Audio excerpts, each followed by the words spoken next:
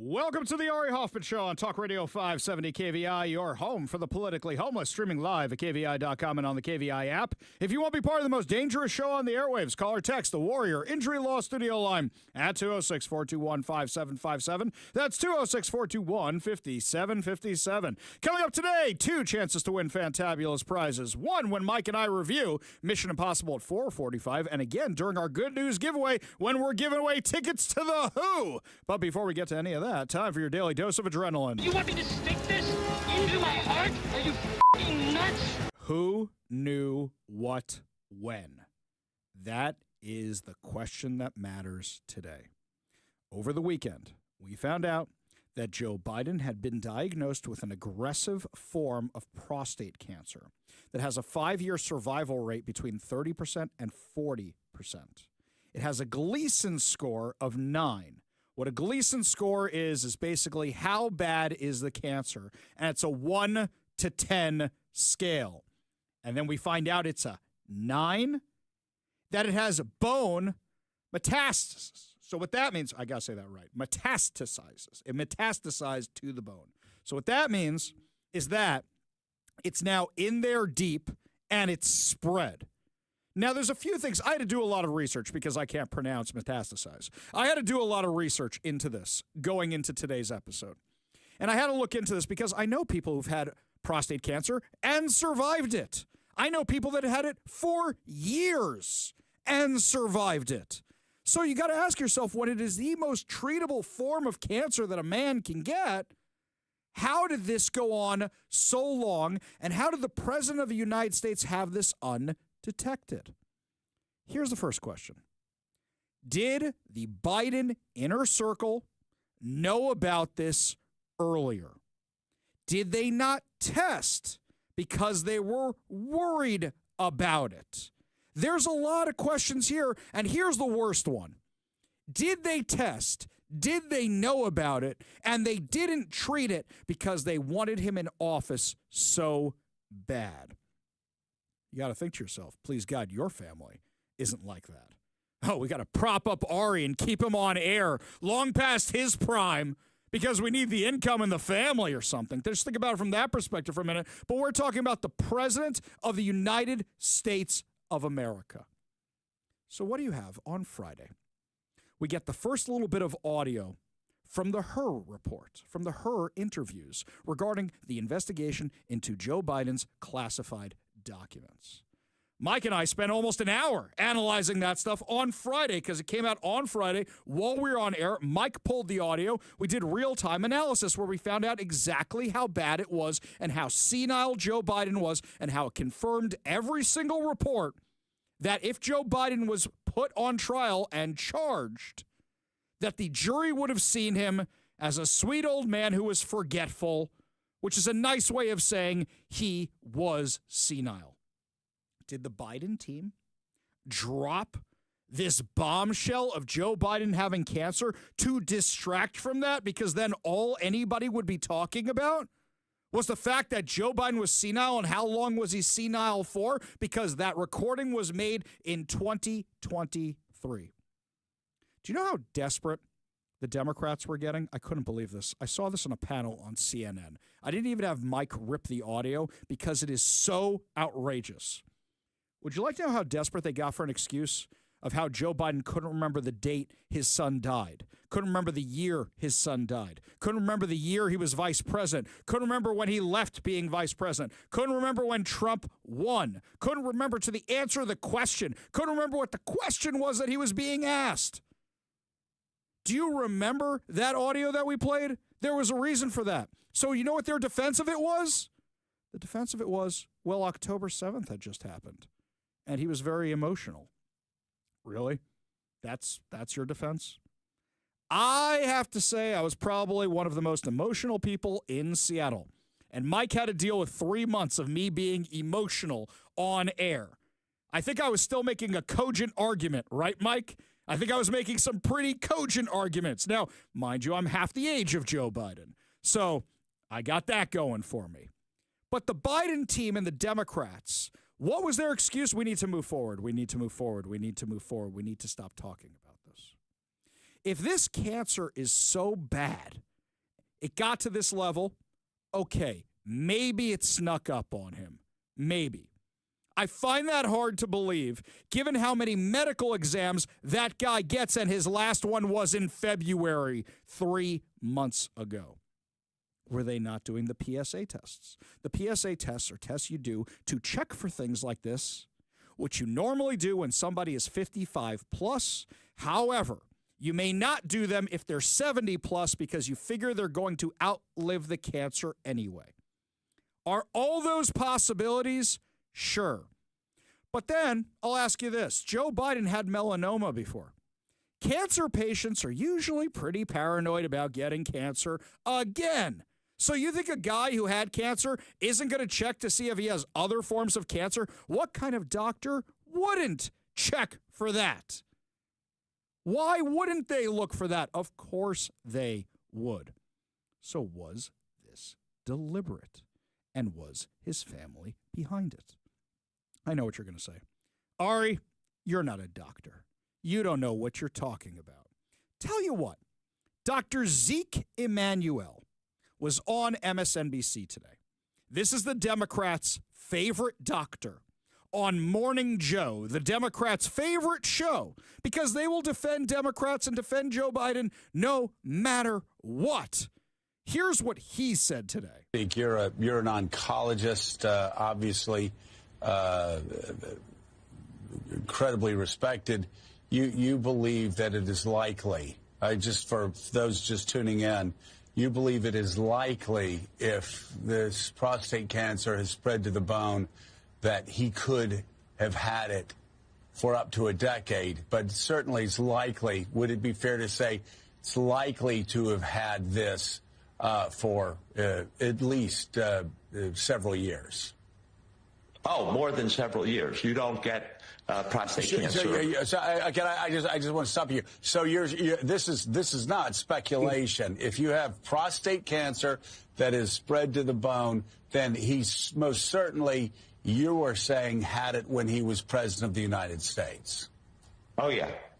He did not develop it in the last 100, 200 days. He had it while he was president. He probably had it at the start of his presidency in 2021. Yes, that I don't think there's any disagreement about that. And most experts would agree. In fact, you know who else would agree? Joe Biden. It's amazing how they say hindsight is 20/20, and then all of a sudden I start remembering all these clips we played to death on the show that we thought were gaffes. Like this one. This is from 2022, where Joe Biden admitted he had cancer. And because it was a 4-lane highway that was accessible, my mother drove us, and rather than us be able to walk. And guess what? The first frost, you know what was happening? You had to put on your windshield wipers to get literally the oil slick off the window. That's why I and so damn many other people I grew up have cancer. And why can't, for the longest time, Delaware had the highest cancer rate in the nation. Do you remember the spin on that afterwards? Karine Jean-Pierre said, oh, no, he meant the melanoma he had before. Oh, no, he misspoke. It was a gaffe. That's not what he meant.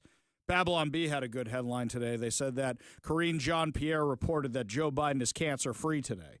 Because that's how insane her lies were. Do you remember the media discussing all this? And all of a sudden it goes away. Here's Don Lemon, back when he was on CNN with Karine Jean-Pierre. Learning about an email sent by the former President Barack Obama reprimanding his former White House physician, Ronnie Jackson, who was also the personal doctor for George W. Bush and Donald Trump. Obama wrote the email during the 2020 campaign between Trump and Joe Biden, scolding Jackson for tweeting criticism of Biden's cognitive health. It was part of Obama's email. He said, I've made a point of not commenting on your service in my successor's administration and have always spoken highly of you both in public and in private. You always served me and my family well, and I have considered you not only a fine doctor and service member, but also a friend. That's why I have to express my disappointment at the cheap shot you took at Joe Biden via Twitter. It was unprofessional and beneath the office that you once held. It was also disrespectful to me and the many friends you had in our administration. You were the personal physician to the President of the United States, as well as an admiral in the U.S. Navy. I expect better, and I hope upon reflection that you will expect more of yourself in the future. Now, Obama acted after Jackson retweeted a video of Biden along with this message. Remember the cognitive test that I gave Donald Trump, the one he aced? Sounds like somebody else might need some testing done. Scary. Look at how the Bidens were being covered for by the Obamas, by the media, slamming this doctor who may have been the only one telling the truth. In fact, all the Democrats were covering for Biden and his cognitive decline and his health problems, which we could all see with our own two eyes. Don't believe me? Got a montage for you. You need a montage. Even Rocky had a montage. Does the president have the stamina, physically and mentally, do you think, to continue on even after 2024? Don, you're asking me this question. Oh my gosh, he's the president of the United States. You know, I can't even keep up with him. The most difficult part about a meeting with President Biden is preparing for it, because he is sharp, intensely probing, and detail-oriented and focused. I can testify because I've been working very closely with this president for the past 2 years. I've been knowing him for 30 years. And I'm telling you, this guy's tough. He's smart. He's on his game. Joe Biden has vision. He has knowledge. He has a strategic thinker. The president is focused. He's detail-oriented. He's always thinking about the big picture. He is engaging. He is capable. He has an incredible record as president. And I'm often with him on foreign trips. He's at the top of his game. So he has a vision. He has knowledge. He has judgment. He has a strategic thinking. I met with the president, 5 or 6 weeks ago, and he seemed fine to me. I have complete confidence in the president. I have watched him expertly guide meetings of staff and cabinet members. I could not have more confidence in the president. I would just tell you that I meet frequently with the president, and every single time I meet with him, he is just fine. But he is, again, knowledgeable, wise. Incredibly sharp, incredibly probing, incredible command of the details. He is sharp. He is on top of things. There is nothing to these challenges, these suggestions that somehow he's not sharp and he's not capable. We see Joe Biden up close. We know how attuned he is to the issue. And you're going to see how smart he is and the experience he has. I say his age is an asset. Aha! He's wise. Yes, he's wise. He has wisdom. He has experience. And his experience, because of his age and his wisdom, has been invaluable to this country. A lot of countries, people who've been in office a longer period of time are praised for their wisdom. I have seen a lot of 72-year-olds not as capable as this 80-year-old. It is hard for us to keep up with this president. His mental acuity is great. It's fine. It's as good as it's been over the years. He's fine. All this right-wing propaganda that his mental acuity has declined is wrong. And this kind of sense that he's not ready for this job is just a bucket of BS that's so deep, your boots will get stuck in. Do you guys remember Lloyd Austin, Secretary of Defense, who had a similar problem? Disappeared. And they covered up for it. And then when it was found out what was going on, we said, who was running the Department of Defense? Which is why I crack up when they get mad at Pete Hegseth. So, Pete Hegseth, not competent. You literally had one who disappeared for a few days for cancer treatment. He could have said, I'm putting somebody else in charge. They have covered this stuff up before. Do you remember in October of 2024, there were reports coming out of Las Vegas that Joe Biden had canceled a bunch of speaking events? And they had to put the pedal to the metal on Air Force One to fly him back to Johns Hopkins University because something was going on. Do you remember that whole mess and all the reports of that? Oh, no, he's fine. He's fine. Was it about this? Then, do you remember this? I remember thinking this was weird at the time. And I actually went back, Mike, and I looked up our video on this particular thing. When Joe Biden stepped down from being president, Do you remember his brother came out with a very odd statement? CBS News had a brief conversation with Frank Biden, one of President Biden's two younger brothers, and here's what he told us. He said, "I'm incredibly proud of my brother. Selfishly, I will have him back to enjoy whatever time we have left. He is a genuine hero. Country over self. It sounds corny in our cynical political environment, but he nor I are cynical. The goal remains the same: defeat Trump and continue the work that Joe has done." We don't know how much time we have left. Whatever amount of time we have left. What did this family know? What did the inner circle know? Put it this way. Do you remember the last cabinet meeting before Jill Biden was running cabinet meetings right before the end of Joe Biden's term in office was on October 4th, 2023. You went a year without having cabinet meetings, and it's not like nothing happened just a few days later that maybe you want to talk to everybody about, maybe just a little bit. You didn't do it. Didn't do it at all. Now, the spin is already coming out. Because here's something else that everybody's asking. How terrible was Kamala Harris that you didn't want to just hand things over to her? You should have just said, you know what? Joe Biden's got cancer. Joe Biden's got dementia. He's stepping down. Here's Kamala Harris. And by the way, Kamala Harris would have had an easier time running for president if she had more time. I still think Donald Trump would have won because people would have hated her even more than they do now. But you would have been able to say, first black female president of the United States. And she's been the president. She's doing the job. And you would have had more time for an actual primary. You could have done that. How much do they hate Kamala Harris that they were protecting Joe Biden? What is the lack of confidence in Kamala Harris that they're protecting Joe Biden? Meghan McCain, who's the last of the neocons in the Republican Party, if she's even a Republican anymore, said this last night or yesterday after this news broke. Ready? "I don't know if it's just my bias or background, but I don't want to hear anything else about Biden's health cover-up, tell-alls, interviews with staff, etc. Let the Biden family be in peace right now. This is all just so sad and imprudent." Team Biden, release the cancer news to get you to be quiet. The public anger and demand for truth isn't about the cancer. It's about the Biden administration lying to the American people. He was a wartime president who was mentally and medically unfit. We can wish him health, hate cancer, and want to know who is running the country all at the same time. I can walk and chew gum at the same time. This is the talking point. Oh, you have to feel bad for the Bidens. No, you have to ask who is signing documents with the auto pen. Hakeem Jeffries was asked this today, and he said the exact same thing Meghan McCain did. Thank you, sir. Given the revelations with President Biden's cancer diagnosis and the release of the Her recording, why were Democrats not more open to talking about President Biden's age in 2024? My thoughts and prayers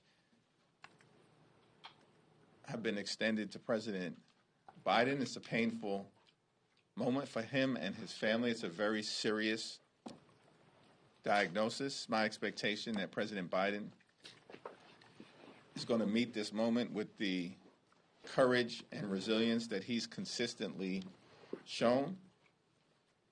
It seems to me entirely inappropriate that at this moment in time, when President Biden is dealing with a serious and aggressive form of cancer, there are Republicans who are peddling conspiracy theories and want us to look backward. Enough. Look backward, not forward. Enough. You know why? Who was running the auto pen? Who was running the country? Well, you had a guy who was cognitively deficient and now medically deficient. Who was running the country? And for all of you out there who are mad that we're discussing this, let me ask you this. If Donald Trump fell asleep for 10 seconds in Saudi Arabia, I saw the reaction everybody had to that one. If this was happening with Donald Trump, what would you be saying right now? Impeach, impeach, impeach, remove from office. He's not fit. Oh, wait. You guys did that for 4 years, and you're still trying to do that right now. Is Ketanji Brown Jackson a legitimate Supreme Court justice? Are the pardons for real? who was running the country the last 4 years. How deep does the cover-up go? Was it his family who said we don't want cancer screenings? Did they get cancer screenings and said it wasn't worth doing the treatment? Was he getting treatment in secrecy? He has clearly had this for years, and this was all kept private, hidden from the American public. That's the problem here. Of course, we wish Joe Biden good health. Of course, we pray for him. Of course, we don't want him to die. How many times have I said that? How many times did I say that while he was in office? But I want the people who did this to him to be held accountable, starting with his wife, the worst wife in the universe. Who would do this to your husband? You're so desperate to live in the White House. I feel bad for Joe Biden because the people that were supposed to care about him most said, how can we milk every last dollar we could possibly get out of finger paintings? How much time can we get flying on Air Force One? By keeping this guy on the world stage looking like that.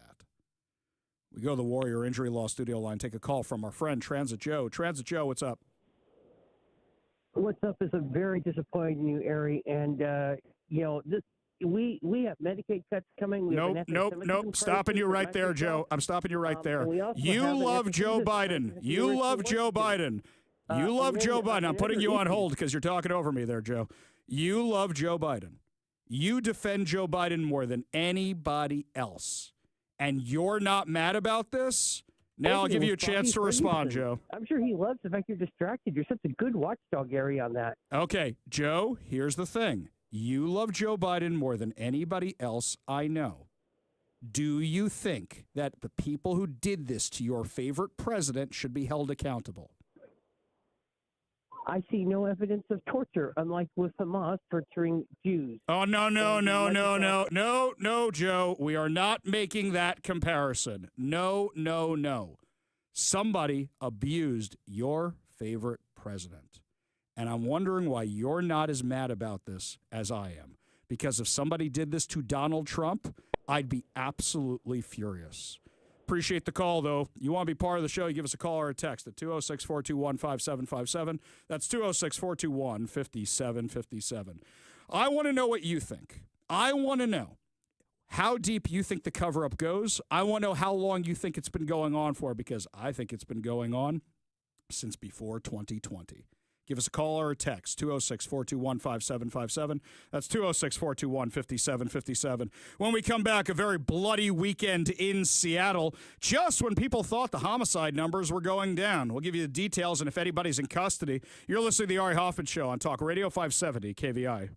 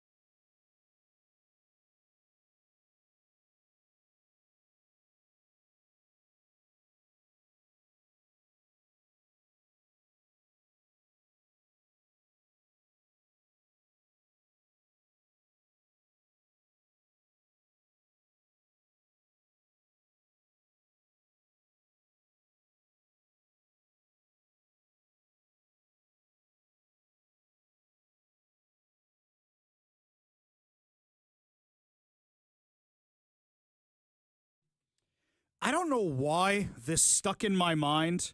I love our friends over at Seattle Homicide. They do a great job tracking all the homicides on social media. But I remember this tweet of theirs sticking in my mind, and I went back and looked it up after this weekend. This is from May 2nd. Seattle has gone 30 days without a homicide. Longest homicide-free streak of 2025 so far. Hashtag keep it going. Now, I'm not making fun of my friends at Seattle Homicide. I think they do great work. And notice they are rooting for there not to be homicides. That's what they were rooting for. But oh dear, this weekend. Okay, let's start with the stabbings first. So, according to Como News, a man is in the hospital fighting for his life after being stabbed in Seattle's Belltown neighborhood Sunday afternoon. Seattle Fire Department said they treated approximately 57-year-old man who was in critical condition after being stabbed at taken to Harborview Medical Center. Como News reached out to the authorities to learn more about the assault and what happened. He remains in serious condition. So, here's another one we got. Ready for this one?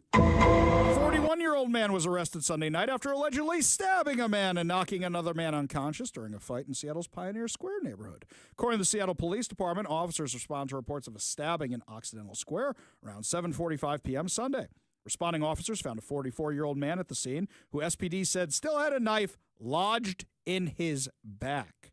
Responding officers also found a 48-year-old man unconscious on the ground. Police gave 44-year-old man aid until crews with the Seattle Fire Department arrived, took the man to Harborview Medical Center. Hospital staff were able to remove the knife from the man's back. The 44-year-old remained in serious condition as of Sunday night. 48-year-old man was also taken to Harborview for observation after he was treated at the scene.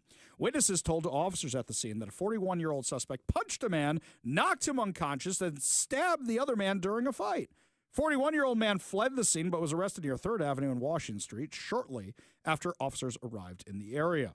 He was booked into King County Jail for investigation of assault. What are we going to find out about this guy? What do you think? You think he's one of our friends who's an unsheltered neighbor? Do you think he has mental health issues? Do you think he has a criminal record? What do you think? Then we've got this one. A shooting outside the OHM Club in South Washington Street has left 3 people dead and 1 critically injured. The incident was reported about 1 a.m. Saturday morning at 172 South Washington Street in Pioneer Square.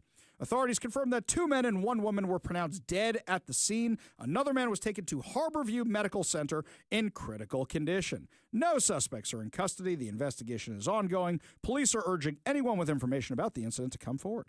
Since the beginning of the year, the Pioneer Square area has seen a number of violent incidents, including shootings and stabbings.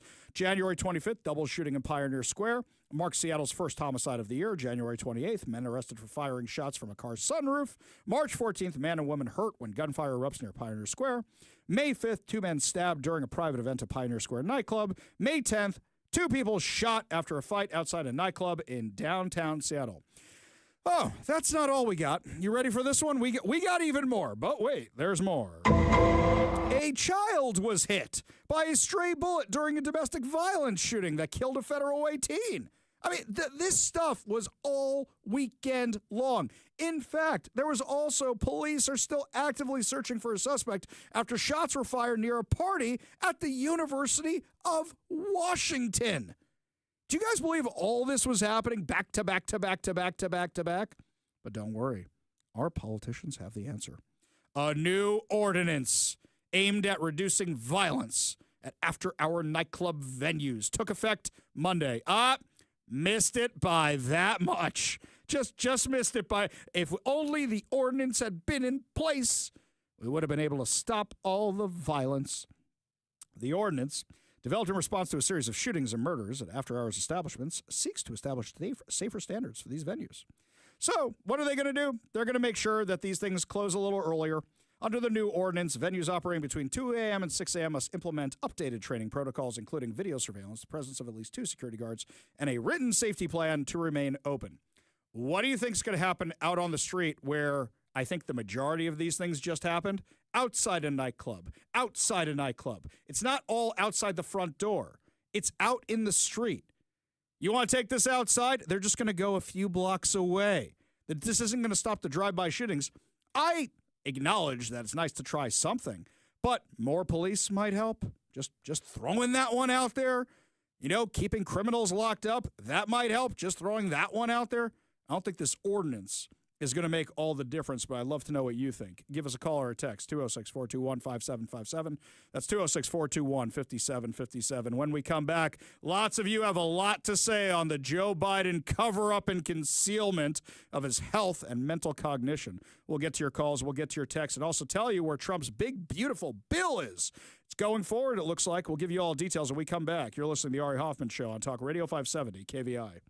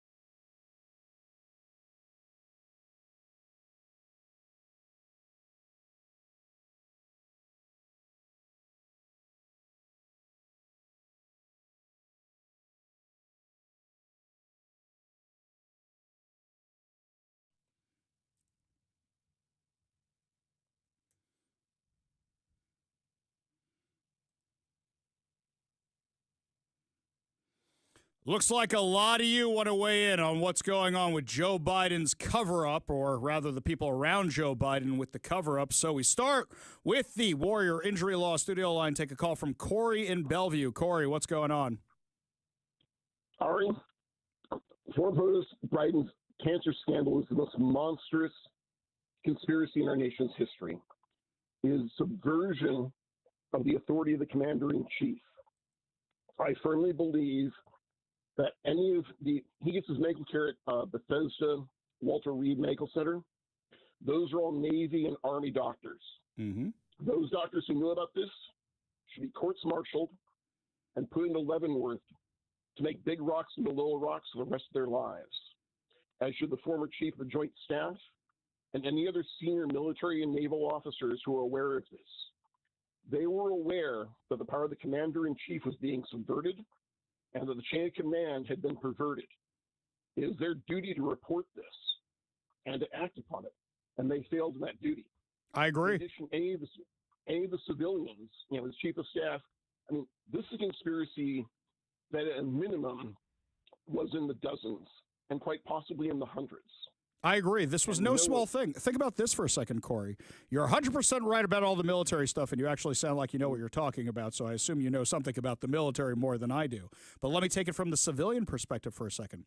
We have amendment that can get rid of a president because of issues like this, and that's one of the reasons why we have a cabinet. So the entire cabinet had to be involved in this, or it was kept from them.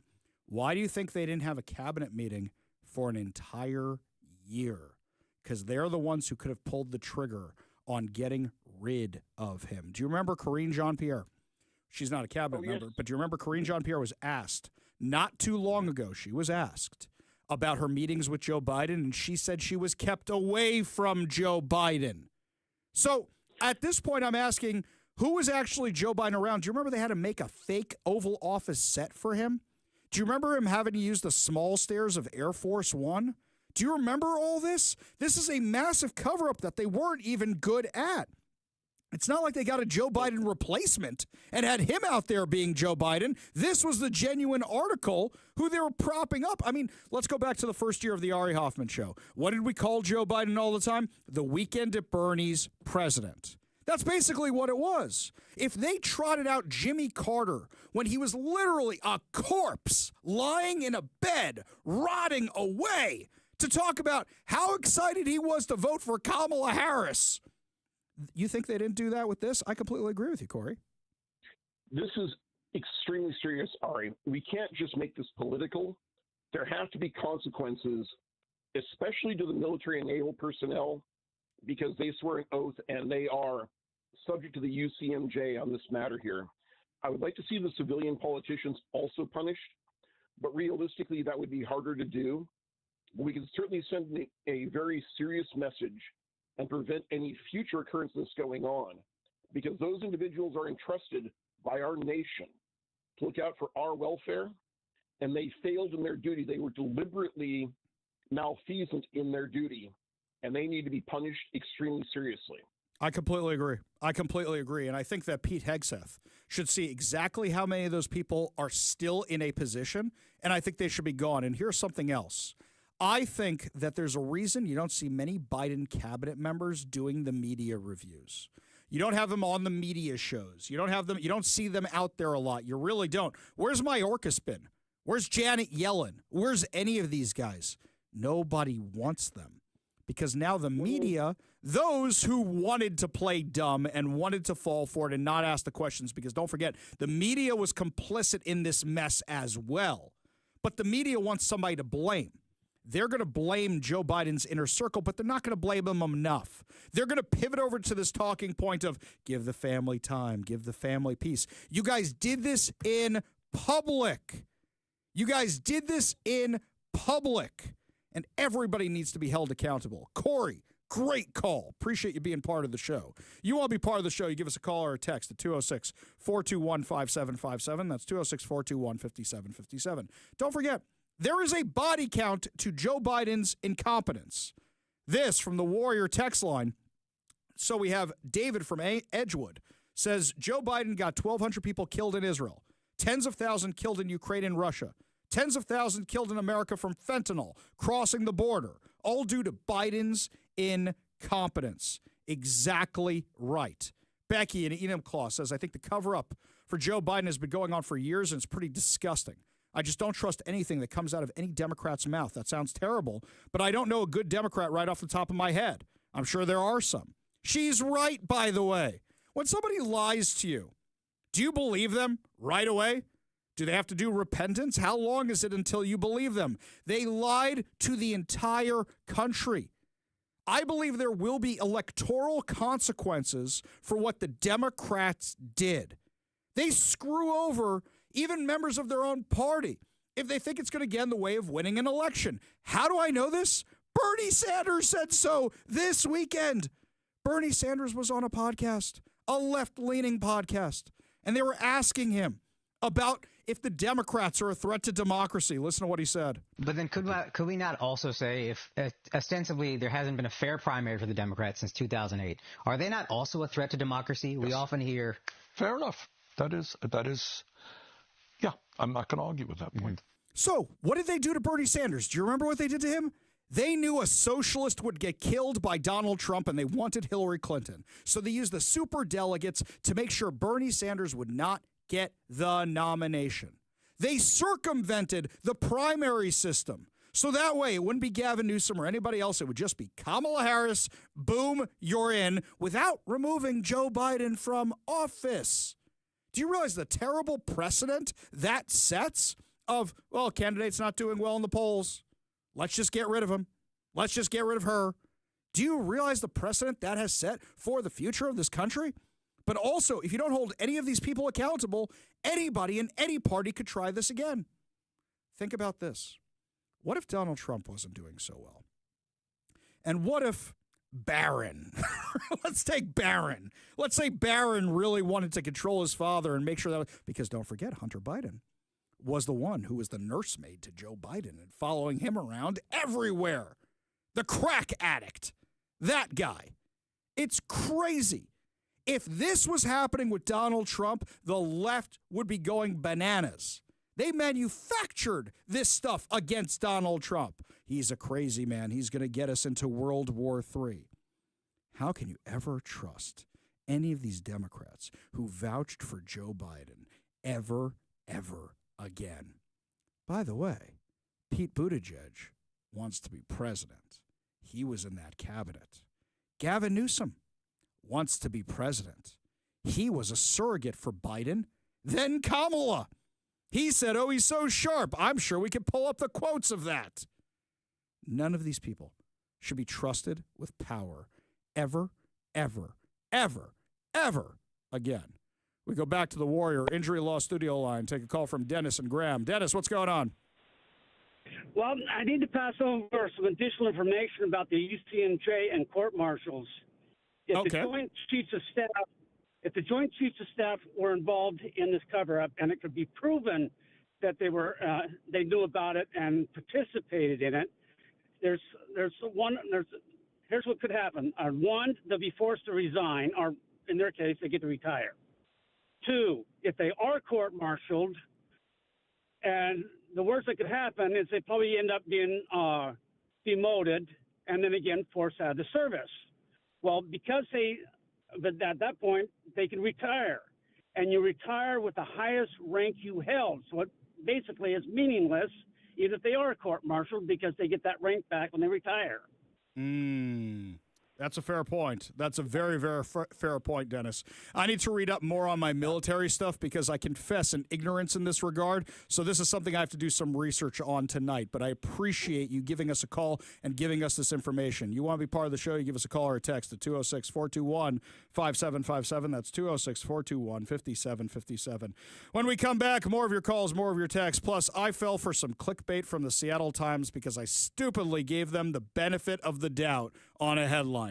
I'm going to tell you what it was when we come back. I should have known better, and I'm kicking myself. You're listening to the Ari Hoffman Show on Talk Radio 570 KVI.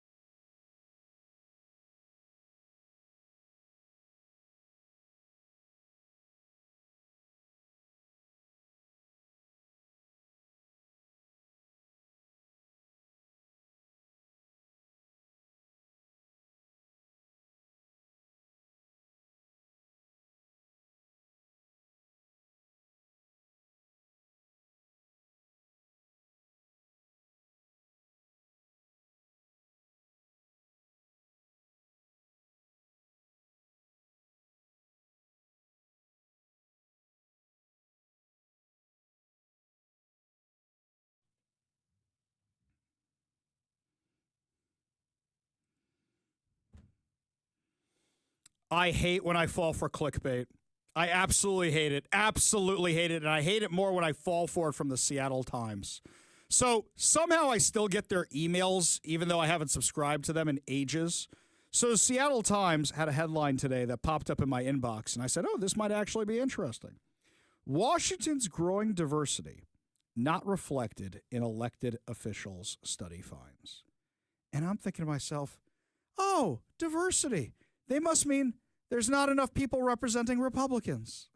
There's not enough people representing libertarians. There's only far left Democrats. Oh, silly, Ari. And I know a whole bunch of you are like, Hoffman, how stupid can you be? No, I just sometimes still have that little bit of naivete. I'm just hoping, oh, maybe they're talking about Republicans. No. Here we go. Ready? This is by Alexandra Yoon Hendricks.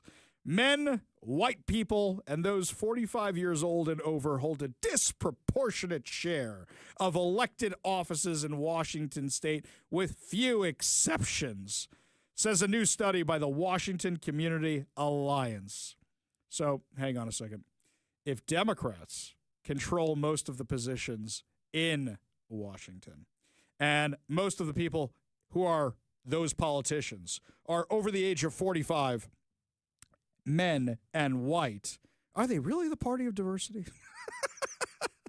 I don't care what color you are when you're in office. I don't care what gender you are. I don't care what ethnicity you are. The only thing I care about is, are you going to raise my taxes or not? Are you going to make my life better or worse than it was?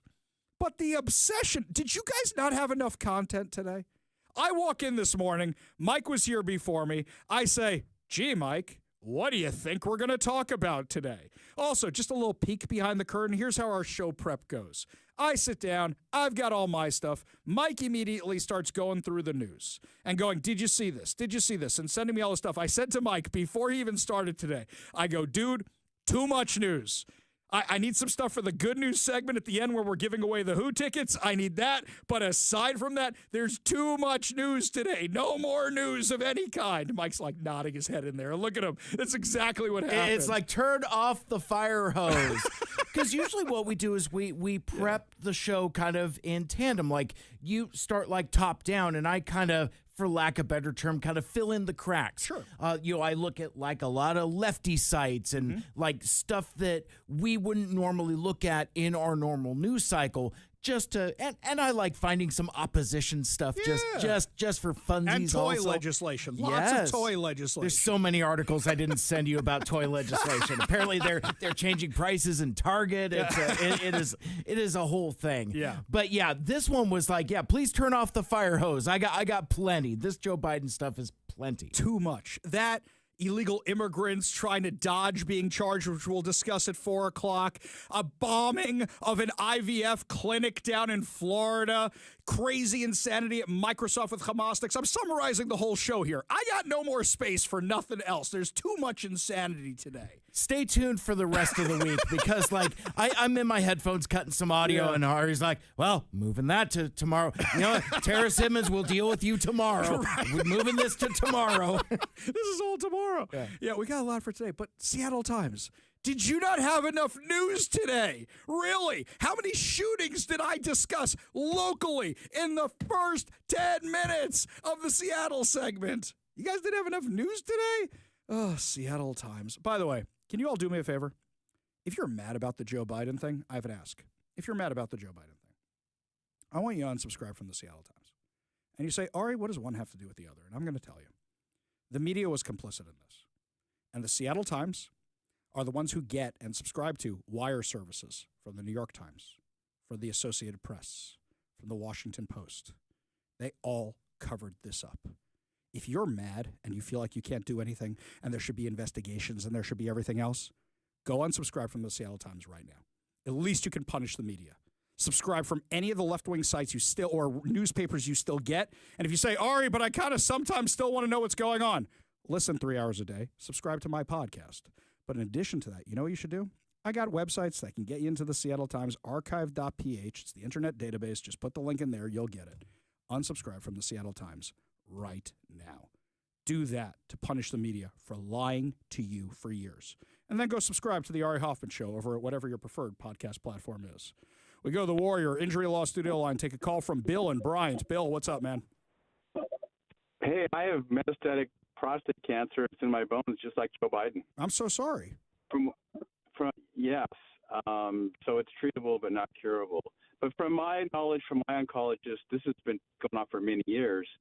My PSA started going up 10 years ago, and so my doctor sent me to an oncologist. He did a biopsy, and he said, yes, you have prostate cancer. And I was treated, and I thought I was done. And my PSA went down to near zero, and then a few years ago it started going up. And then they said, well, it probably is metastatic. That means it's past your prostate. So they did a scan of my bones, and they found it in 4 different spots. And so I'm being treated for it, and it's treatable but not curable. But this happens over a number of years. For me, it was over 10 years. And according to what I understand about prostate cancer, it's not something that happens overnight. It grows over time. And usually you're monitored. Once you're an elderly man of about 50 or so, they start monitoring you, and they watch your PSA. And if they suspect at all, you're tested every year so they know what's happening with your PSA, because when it starts accelerating, that's when they know you probably have a problem. You need to get checked out. Bill, I appreciate you being so personal with us and sharing that information. That's very, very helpful. As we say in my world, refuah shlema, a complete and speedy recovery. And we wish that to each other. But I do appreciate the insight, and I really do appreciate you calling us because, yeah, from the people in my family that had it, there were similar experiences. It didn't progress as far as yours or Joe Biden's, but they were able to treat it because they caught it early because they had regular screenings because they were of a certain age. Bill, really do appreciate the call. Really hope for a full, speedy, and complete recovery. Lots more to discuss as the show continues. Bob Ferguson seems absolutely determined to destroy Washington State. Signed a whole bunch of terrible bills today. We'll give you all details on them when we come back. You're listening to The Ari Hoffman Show on Talk Radio 570 KVI.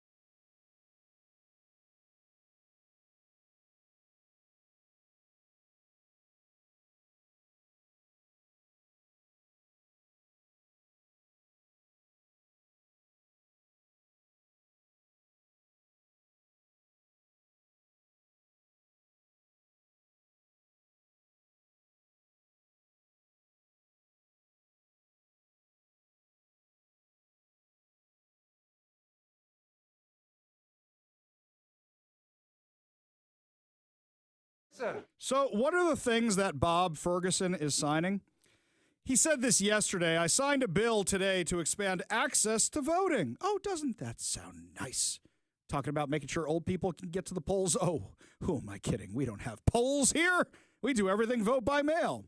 SB 5077 allows, and this is what he says, so go with me on this, automatic voter registration services like our motor voter law to expand to state agencies that collect a person's name, residential address, date of birth, affirmation of citizenship, and signature. So, question. You say affirmation of citizenship. How do you plan on doing that when you guys don't check ID? How do you plan on doing that when you don't check ID? Especially given what we found out already, that illegal immigrants have had Social Security numbers and been able to vote, been registered to vote because of the motor voter law. You know, a lot of people say to me, Ari, why do I get so many ballots at my house? People send multiple ballots and they go voter fraud, voter fraud, voter fraud. No, it's because of things like this. So now, if your name is on multiple databases here in Washington, let's say it's on, the DMV, the voter rolls. Let's say you own a business. Now it's with Labor and Industries. You're here with filing taxes. Let's say you get some kind of welfare. Now you're on a whole bunch of stuff. You could be getting more than one ballot, and usually that's what explains it, because they just take these mailing lists. They just take these mailing lists. You know what? They're worse than somebody who's trying to spam you for some product they're spelling. Oh, where's all the names of anybody I've ever met in my life? And you always ask yourself, how do I end up on this list? That's the government doing it. That's what Washington State is doing. So wait a second. You mean we're going to have more illegal immigrants registered to vote? Automatically registered to vote? Guys like this guy here. So we have the story of Raul Benitez Santana. Raul Benitez Santana is the illegal immigrant who was driving at over 100 miles an hour when he plowed into the car of Trooper Christopher Gadd. Now, you remember last week there was this big brouhaha because what was happening, his defense was making the claim that because the Snohomish County Prosecutor's Office, somebody in that office, contacted ICE and said, hey, a judge may release this guy. You may want to know about it. That was a violation of Washington's sanctuary state law. And as such, they wanted the case against the illegal immigrant cop killer dismissed. Well, today, the media was in attendance in the courtroom. I got to give a credit to our friends like Brandy Cruz, like Jeremy Harris from Como News, like Katie Daviscourt. It seemed like everybody was covering this morning, which is great because we know usually the mainstream media doesn't do this, so a whole bunch of the people in independent media got to go out there. But Jeremy Harris has been all over this. So got to give him kudos. He wrote this article for Como News. A judge in Snohomish County denied a motion Monday to dismiss the case against the man charged in the death of a Washington State Patrol trooper in March of 2024. Snohomish County Superior Court Judge Karen Moore made the ruling during a hearing in Everett Monday morning. The hearing was ordered after defense attorneys alleged prosecutors violated the state sanctuary laws by colluding with Immigration and Customs Enforcement in the weeks after charges were filed against 33-year-old Raul Benitez Santana. Benitez Santana is accused of driving drunk and crashing into the back of a state patrol cruiser on I-5 near Marysville in March of 2024. Trooper Christopher Gadd, 27, was sitting in the driver's seat of the car and died in the collision. The trial was scheduled to begin last week, but it was postponed while the court considers a last-minute motion filed by the defense last Tuesday. Defense attorneys Tiffany Mecca and Emily Hancock allege a staffer in the Snohomish County Prosecuting Attorney's Office engaged in outrageous government misconduct by asking ICE officials in Seattle if they could put a detainer on Benitez Santana ahead of a court hearing last spring where he was asking for reduced bail. What's funny is, and I went back and double-checked this because I was going off of memory on this. One, I contacted ICE long before the Snohomish County prosecutors did. Two, they already put a detainer on the guy, I think, and I don't think Snohomish County even knew about it. They just asked for one, but there was already one on him. Do you remember the whole blow-up where I was mad because ICE had named the suspect in the detainer? That had made news, and some news outlets were still blurring the image of the suspect refusing to reveal his identity, which really set me over the edge. Benitez Santana, a citizen of Mexico, was in the U.S. illegally. At the time he was arrested for Gad's death, ICE placed an immigration detainer on him within a week of when he was booked into Snohomish County Jail for charges of vehicular homicide. By the way, I don't think that bail hearing was until much, much later, where they're talking about the reduced bail. Mecca and Hancock alleged that the publicity of his immigration status has prejudiced the potential jury pool against Benitez Santana. So they're mad that people like me found out he's an illegal immigrant. Hey, you don't want the spotlight? Stay out of you don't want the heat? Stay out of the kitchen, right? The accusation against Mr. Benitez Santana includes charged question of whether a Latino man who has been maligned by the media, the public, and elected officials as an undocumented Mexican criminal unlawfully caused the death of a police officer. Guys, I hate to tell you this. We're not maligning him as such. We're just reporting on who he is. This is a guy who would have been deported if Jay Inslee had not signed into law the sanctuary state law, because he was already found guilty of crimes right after the law, 2 days after Jay Inslee signed that thing into law. He would have been arrested and deported. So they're mad about that. They said, quote, the state reasonably should have known that including information about the client's immigration status in a publicly filed court document would result in his dissemination to the public and could materially prejudice the adjudicative process. Yeah, one little problem, lawyers. I think you don't know how our justice system worked. Would you like to know how I found out he was an illegal immigrant? Had nothing to do with the Snohomish County prosecutors. In fact, I didn't talk to the Snohomish prosecutors until over the weekend or last week when I emailed them and said, hey, guys, I told ICE about this long before you did, so if you need me to testify, I'm more than willing to. Do you know how I found out who he was? I saw that trooper had been killed. I saw the awful news that Trooper Gad had been killed. And I said, $10 says this was an illegal immigrant, because I saw that he was plowed into by somebody driving drunk and high, and I saw that the media wasn't reporting their name. And I said, there's probably only going to be one person in there for vehicular homicide in that jail, so let's go find out who they are. And I pulled up the the arrest records, the jail records, and it had the guy's name right there. I sent one email to contacts that I had in government to find out if the guy was an illegal immigrant. Within a few hours, I found out his entire immigration status and broke the story. Snohomish County had nothing to do with that. In fact, I remember on the documents, there's a box that says check for citizenship. And it wasn't checked. It didn't say yes or no and then country of citizenship. It was blank. It wasn't checked. And I thought that was odd. And that's another thing that led me to want to find out who this guy actually was. Maybe his lawyers should listen to the show and they might know the stuff far in advance. But we knew the stuff far in advance because it was simple Googling, which kind of upsets me. Why the local media didn't do their jobs and figure this out long before I did.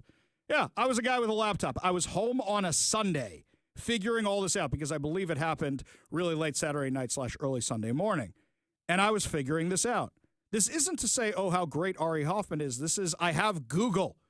So why couldn't our mainstream media figure this out? I got to say, I got to give props, kudos where kudos are due, to Jeremy Harris and Como News for doing a stellar job covering Jeremy Harris is the one who broke the story that his defense team was going to be trying this. I mean, really, really stellar work from Jeremy Harris over at Como News. Really just got to call that out. Meanwhile, non-stellar work is from Bob Ferguson. Yeah, it's not my name. All right, Turd Ferguson. So today, Washington Democrat Governor Bob Ferguson has signed a bill to pay union workers who go on strike. Get ready for every teachers union to go on strike in September and every other union as soon as possible, because that's exactly what's going to happen. What happens in negotiations with a union? The only bullet you really have in your gun, the only arrow you have in your quiver, is eventually these people want to get paid and go back to work. So now you have just extended that amount of time where now these guys can go into the unemployment fund and collect unemployment while they're waiting and negotiating for a strike to end. So let me make sure I got this right. They're going to get paid when the strike's over, by the way, because they always do. And on top of that, they're going to get more. They're going to get bonuses from unemployment. Not like we haven't had issues with not having unemployment funds before. May I take you back to COVID and 2020 and 2021, where our own Washington unemployment fund was raided by Nigerian scammers because Jay Inslee and Susie Levine decided it was a good idea to remove all the safeguards. So now, because Bob Ferguson is pro-union, what's going to happen? These guys are going to go on strike, and the strikes will be delayed and delayed and delayed. Extended, extended, extended. Because now they get paid for being on strike with your taxpayer money. It's a huge payout for the unions. That's all this thing is. Every single school district would be crazy not to go on strike in August, delay the start of the school year. And when your kids are supposed to be going to camp and instead they're in school in July or in June or whenever that is, because the school year gets extended because of this nonsense, this is who you blame. Bob Ferguson, because he's the one who signed this stupidity into law. As if you needed any more reasons. Get your kids out of public schools right now. I know it's kind of late in the year, and you think to yourself, are there spots available at the private schools? Are there spots available at the charter schools? Yes, there are, because a lot of parents are lazy and haven't filled out their paperwork yet. I'm speaking this as a parent who's lazy and hasn't filled out his paperwork yet. Get in that information as soon as possible and snag a spot, and then start applying for the scholarships or start applying for other jobs. I work 3 jobs. And you know what? I've never regretted it a day in my life. I'm perpetually tired, but I've never regretted it because my kids are not brainwashed by these colleges. It's amazing to me, by the way. Absolutely amazing that all we do on this show is talk about how much you get indoctrinated by the public schools, how much your kids get indoctrinated by the colleges, and yet people still want to send their kids to the public schools, and people still want to send their kids to the colleges. Do you realize we would own the unions, we would control the unions, and now we'll get bonuses from the Washington State Unemployment Fund if they ever go on strike if we send all our kids to trade school? Why aren't we doing that? Oh, and also, our kids might actually know how to do something productive because they might become plumbers, electricians. They might learn a trade, and they'll get paid more than their peers who are graduating from college, majoring in underwater lesbian dance studies or basket weaving or whatever it is that they're doing. Well, baskets, that's unfair because you could at least sell the basket. I don't know what the underwater yoga does for you. But come on, guys. Let's be real about this. What other terrible, terrible bills are there? Okay, so this one you're going to question. This one is from the Center Square. On Monday morning, Washington State Governor Bob Ferguson signed a bill into law aimed at improving public safety funding by letting cities and towns establish a new 0.1% sales tax without voter approval. I believe a revolution started about taxation without representation. That kind of sounds like that. This bill is part of a plan to provide $100 million in grants to local police departments to hire more law enforcement officers. And you may think to yourself, well, that sounds great. What's the problem? We're going to hire all these new law enforcement officers. No. Bob Ferguson promised $100 million so that they could hire more local police officers. And I said, there's no way he can get this without more taxes. And guess what he did? He is now allowing them to tax you more when he gave a whole diatribe in his inaugural address talking about how Washington State is unaffordable. They're now taxing you for everything. Now, let me know if you agree with me or disagree with me on this one. Most Republicans, most conservatives, most moderate Democrats, most libertarians would even say it's okay to be taxed for police and fire and water and sewer and roads and bridges. But you got to ask yourself why every time they tax us for infrastructure, it never actually goes to infrastructure. Why is it they claim they have all this money going to roads and bridges, and it never goes to roads and bridges? How come Seattle didn't have the money for the West Seattle Bridge? Oh, right, because they blew $11 million a mile on bike lanes, claiming that was for roads, right? That kind of stuff. They always say the money's going in a lockbox, and it never actually does. They spend it on other dumb things. How many things have we found in the Washington State budget that are wastes? Billions of dollars of waste. And yet, they couldn't find the $100 million in grants for local police by cutting the waste. You don't need to fund Rain City Jacks, these self-service stations for gentlemen who want some company. You don't need to fund laser hair removal for trans inmates. You don't need to fund this stupidity. But this is the kind of stuff they are funding, so they can't pay for police, so now they are raising your taxes when they claim it's about affordability. You think every single city, state, county, agency isn't right now going, all right, time to raise the taxes. Every single one of them would be nuts not to raise the taxes. Just like those unions would be crazy not to go on strike. I'd be surprised if any of them don't raise the taxes. This is the craziness we are talking about. This is bonkers crazy. Here's another one. And this one I'm kind of torn on. It's half good and half not good. This is Senate Bill 5004. And what it is updating emergency response systems in public schools, including panic or alert buttons. It's all well and good that you have panic and alert buttons in the schools, but are we getting guards in addition to this? Because by the time you have to hit the panic button, you're already in trouble. If the person already got in the building, you're already in trouble and you already don't have anybody with a gun because they love those gun-free zone signs. So already you have problems. Look, I'm not disagreeing with panic buttons. I think they're a good addition. But fencing around properties, one entrance, one exit from the parking lot, one way in or out from the school, one way in rather from the school. And yet I don't see them doing any of that. Guards at the schools. By the time you have to hit the panic button, it's too late. Look, I'll take what I can get at this point out of Turd Ferguson and the Democrats. And I understand that this is a move in the right direction. But by the time you have to hit the panic button, you're already in trouble. What do you think of these bills? Because I'm going to tell you something. You know what's on the docket for tomorrow?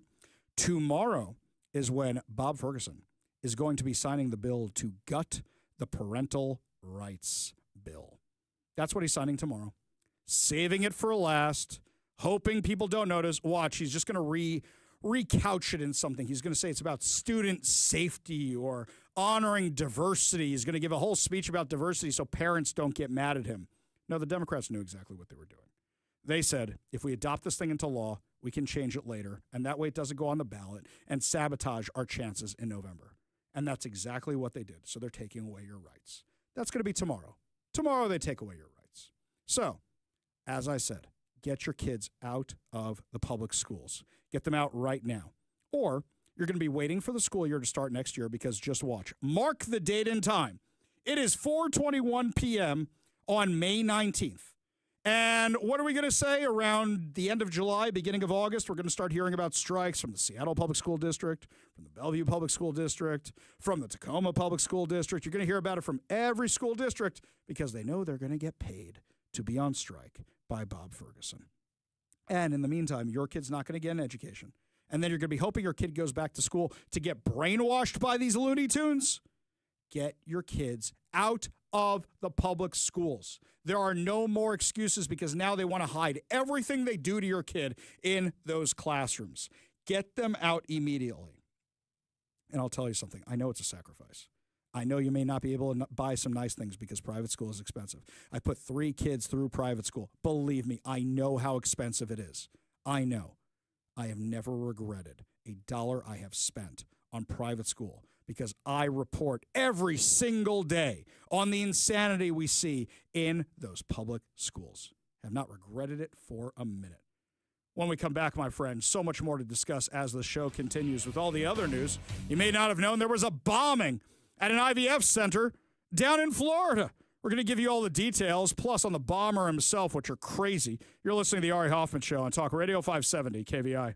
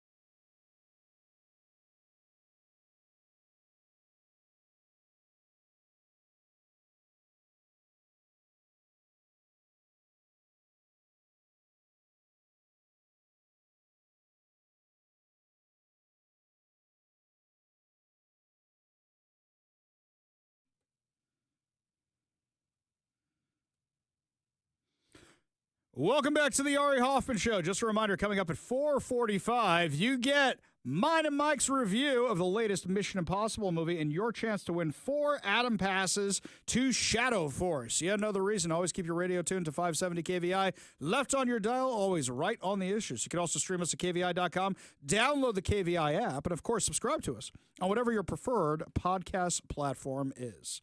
So every single Saturday night, I come back online after 25 hours off the grid for the Sabbath, and I always check up on the news. That's my first thing. First thing I check, did anything happen in Israel? Second thing I check, did the Mets win or lose? Sometimes those are reversed. And then I say, what else did I miss over 25 hours off the grid? I'm usually sitting there with leftovers from the Sabbath, so imagine having Thanksgiving leftovers every weekend. It's fantastic. It's great.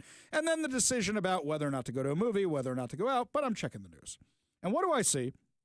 The FBI bomb technicians were investigating an apparent car bombing near a Palm Springs, California fertility clinic on Saturday, which left 1 person dead and at least 4 people injured. Now, I thought to myself, I wonder who the suspect is. Because depending on who the suspect is, it'll either be the top news of every single outlet. Now, this is before we knew about Joe Biden. This is before we knew about any of that. But this will be the top news, or it'll be erased from the headlines. We have had so much news over the last 24 hours. A bombing of a fertility clinic doesn't even make the front page anymore. The blast, which FBI Los Angeles Assistant Director Akil Davis called an international act of terrorism, happened just before 11 a.m. local time near an American Reproductive Center facility. Acknowledging the attack was targeted, officials said they were still investigating if the isolated incident was an act of international or domestic terrorism. Now, for those of you who go, oh, the Trump people, they call everything terrorism. No, guys, you assume everything is domestic terrorism. Or, excuse me, is international terrorism. Sometimes it's domestic terrorism. Terrorism is an act of violence to bring about political change. So the first thing we find out is no embryos were harmed here. Good news. Great. Palm Springs, the embryos are okay. Because it seems like all this dude did was blow himself up and a little bit around the doorframe. Then we start finding out more about the suspect. Now, we are not going to name this lunatic. I did see a comedian have a funny line the other day, which was, all these mass shooters or whatever, if they think they were picked on or whatnot, we shouldn't refer to them by their actual names. We should call them the name everybody made fun of them with for the rest of their lives so they live in infamy. Tell me if you disagree with that. 206-421-5757. This is according to the Post-Millennial. Authorities have identified the suspect, believed to be behind Saturday's bombing of a reproductive clinic in Palm Springs, California. It's a 25-year-old male. I'm not saying his name. So, CBS News reported that the suspect had been identified and that the device was a large, vehicle-borne, improvised explosive device. They searched this guy's home as part of the investigation. He is allegedly the creator of a website titled promortalism.com, which presents a detailed statement of his beliefs. Promortalism is a philosophy related to anti-natalism, advocating the idea that death has positive value and that bringing people into existence is morally wrong. So wait a second. I just want to make sure I got this right. So this is like the kid who you're arguing with, and you get mad at the kid, and the kid goes, I didn't ask to be born. This is the terrorism version of that. That's what this sounds like to me. Just making sure I got this right. I thought at first this had something to do with maybe the Kingsman idea where you need to depopulate the world, so we need to kill everybody via their cell phones and violence. That's what I thought originally. No. This is even crazier than I didn't ask to be born. That's really what this is. Okay. So they have a whole bunch of other stuff here, which is beyond crazy. The manifesto states that existence causes suffering and argues for a peaceful death to prevent future harm like disease or accident. Bet you Joe Biden's praying for that. One section of the site expresses an extreme anti-natalist worldview, stating the end goal is for truth, alphaism, to win, and once it does, we can finally begin the process of sterilizing this planet of the disease of life. So when you say third rock from the sun, that's really what you're going for right now, the third rock, right? Life can only continue as long as people hold the delusional belief That is not a zero-sum game causing senseless torture and messes it can never, or partially clean up. I think we need a war against the pro-lifers. Now we know why this disappeared. Get rid of all those people who make babies, like them Jews, Muslims, and Christians. Wait, that's everybody. Yeah, get rid of all of them. Get rid of all of them people. That's bad. Website also addresses religious criticism by dismissing the belief in God. I just want to say your God definitely doesn't exist, but if he did, I'd choose Satan over your evil God. Did you ever think that maybe the Bible is just slander against Satan? And that Satan just realized what a blanking creep your God is? Wait, if God doesn't exist, then who is Satan fighting? I mean, those two kind of go hand in hand, right? In my religion, Satan's a little different. It just means the evil inclination, your intent to do bad. We don't have the big guy with the horns and the pitchfork. We don't have that. That's not in our book. That's why we advocate for him so often here on the Ari Hoffman Show. I kid. Very good. Very, very good. So I'm just reading this complete crazy, and I have a question. Nobody noticed the kid's website? Nobody noticed any of this insanity? Are we going to find out? Hang on. Are we going to find out soon? He was on our radar. I think for sure we're going to find out in a day or two, right? Say the line. Say the line. He was under surveillance by the FBI and local law enforcement. That's what we're going to find out in just a couple days, guaranteed. When we come back, the local Hamasniks are rowdy today, protesting events over at Microsoft. What are they mad at Microsoft about? Give you all details when we come back. You're listening to the Ari Hoffman Show on Talk Radio 570 KVI.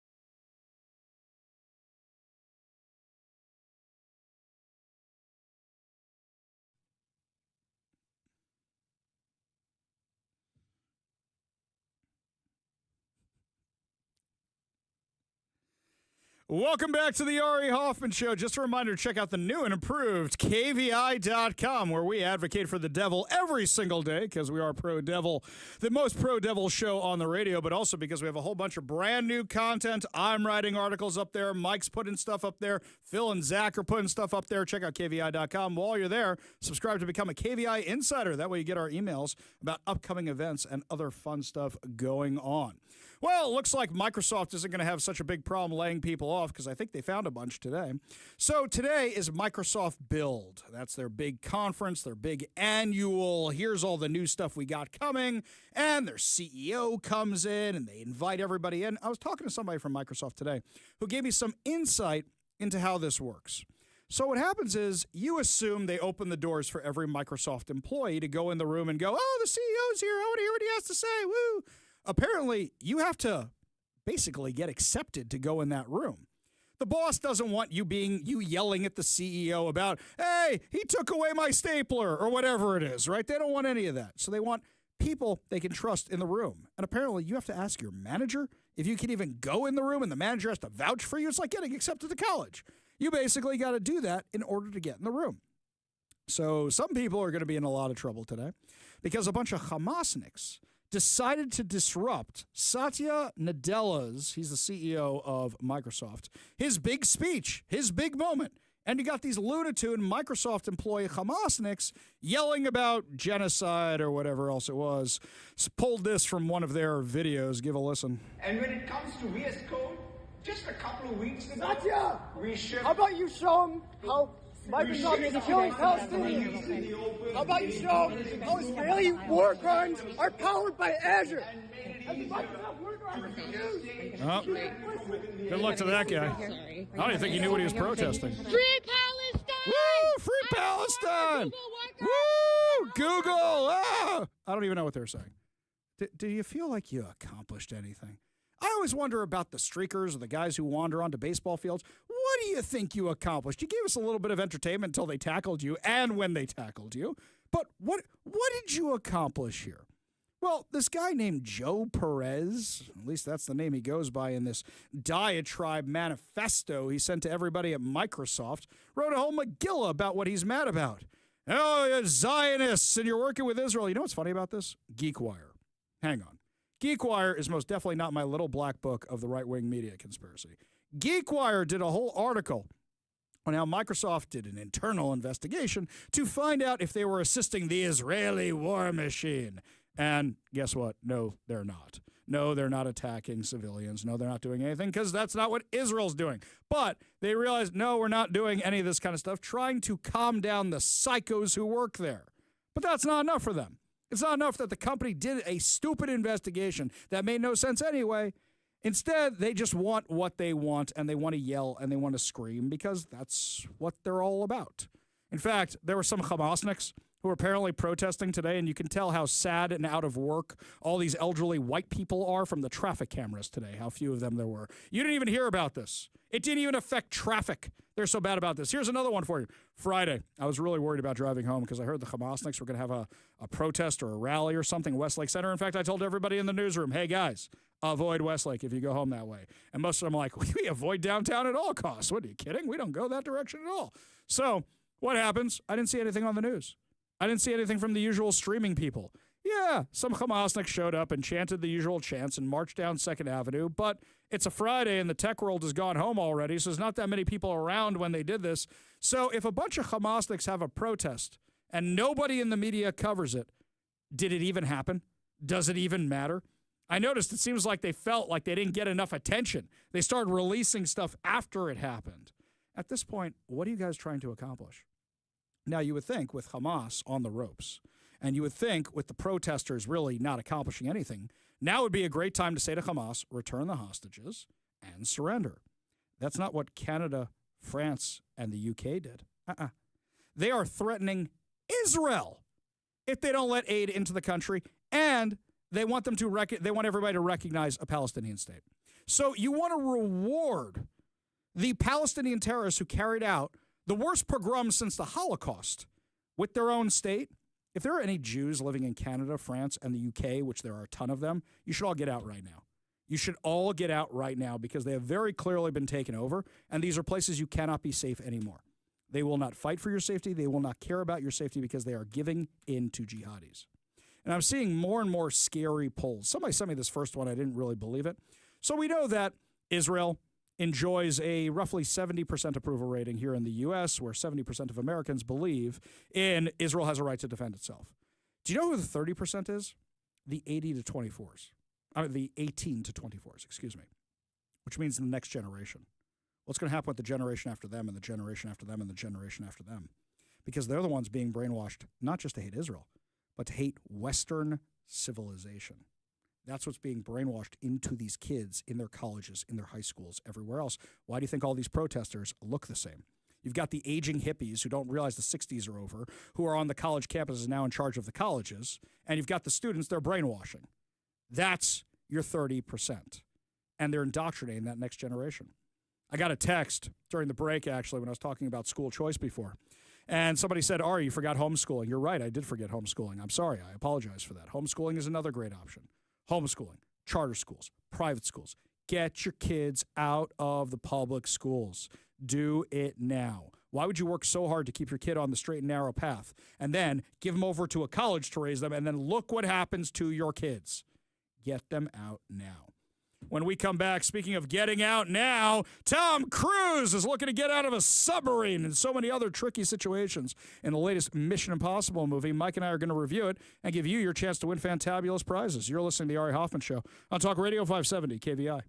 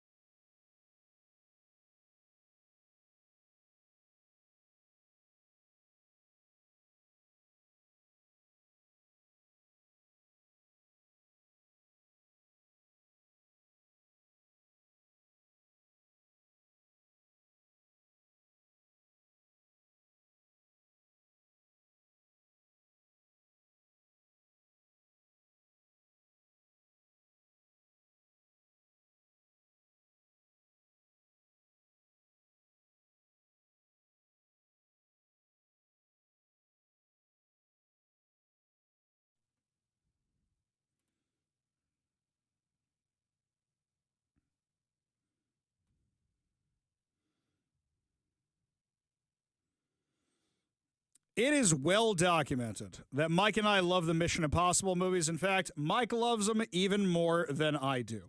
Mike even loves the later ones. He loves all the Mission Impossibles. I like them.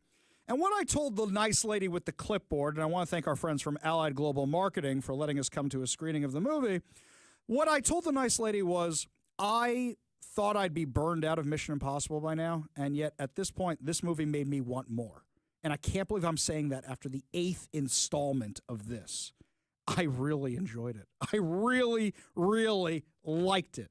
Now, mind you, I still love 2 and 3, which are my 2 favorite Mission Impossible movies.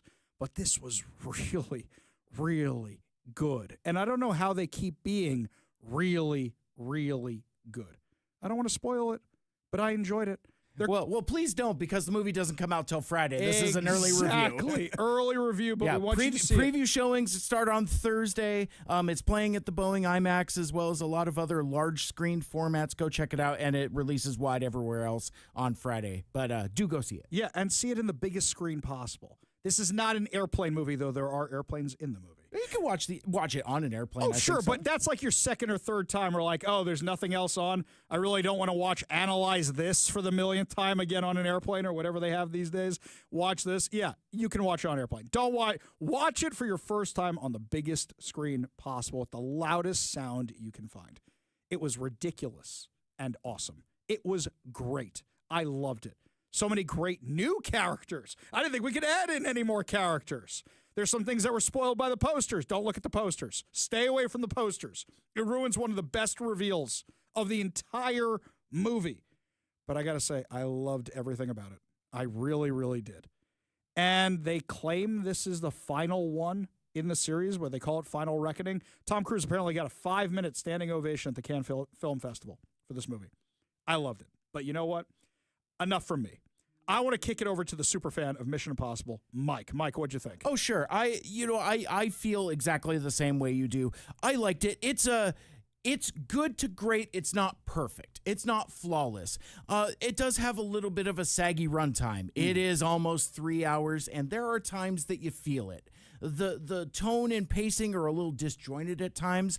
In fact, I think it takes a good half hour for you get your bearings for what the movie even is. So much exposition to explain where they left off in the last one. Exactly. Yeah. For something that was going to be called Dead Reckoning Part 2. Yes. Save our title legislation for a different time, where a different day where we've got more time. But the movie's great. I stand up for it, and I think you should experience it in the most optimum way possible. It reminds me of that review I did while you were in D.C., Ari, for the movie Sinners, where I talked a lot about like the craft of filmmaking and the love of making film, and I'm not going to go on for 10 minutes about that again. I saw all your text.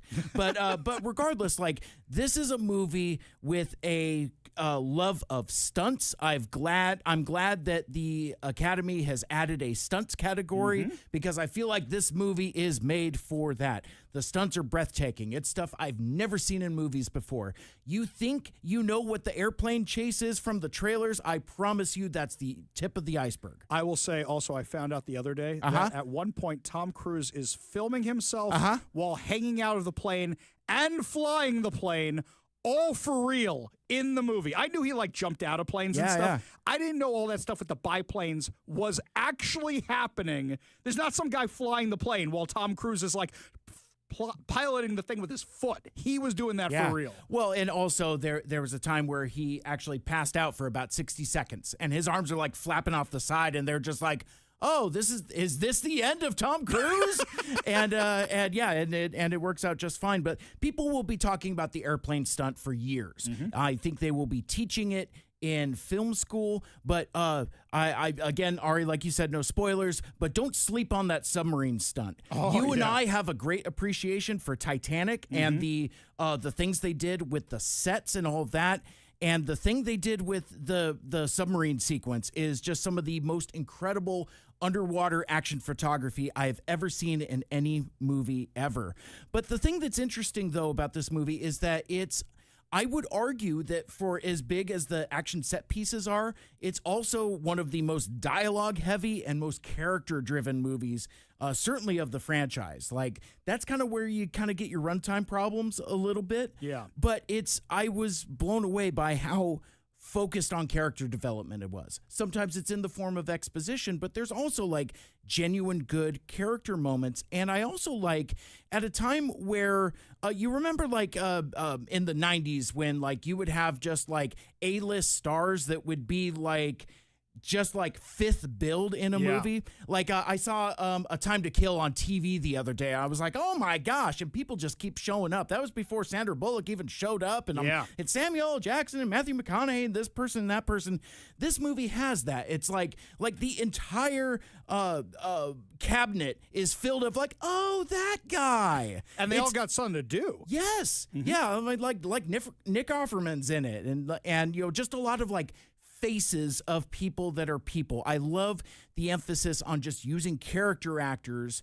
And to the thing that you said earlier, and we talked about this while the screening was happening, it's like, I wish I wouldn't have seen that poster or seen it in a trailer or whatever. But much like the Fast and Furious franchise, in Mission Impossible, nothing is forgotten. Yes. Nothing gets left behind and everything comes back around. But again, it's the highest possible recommendation for me.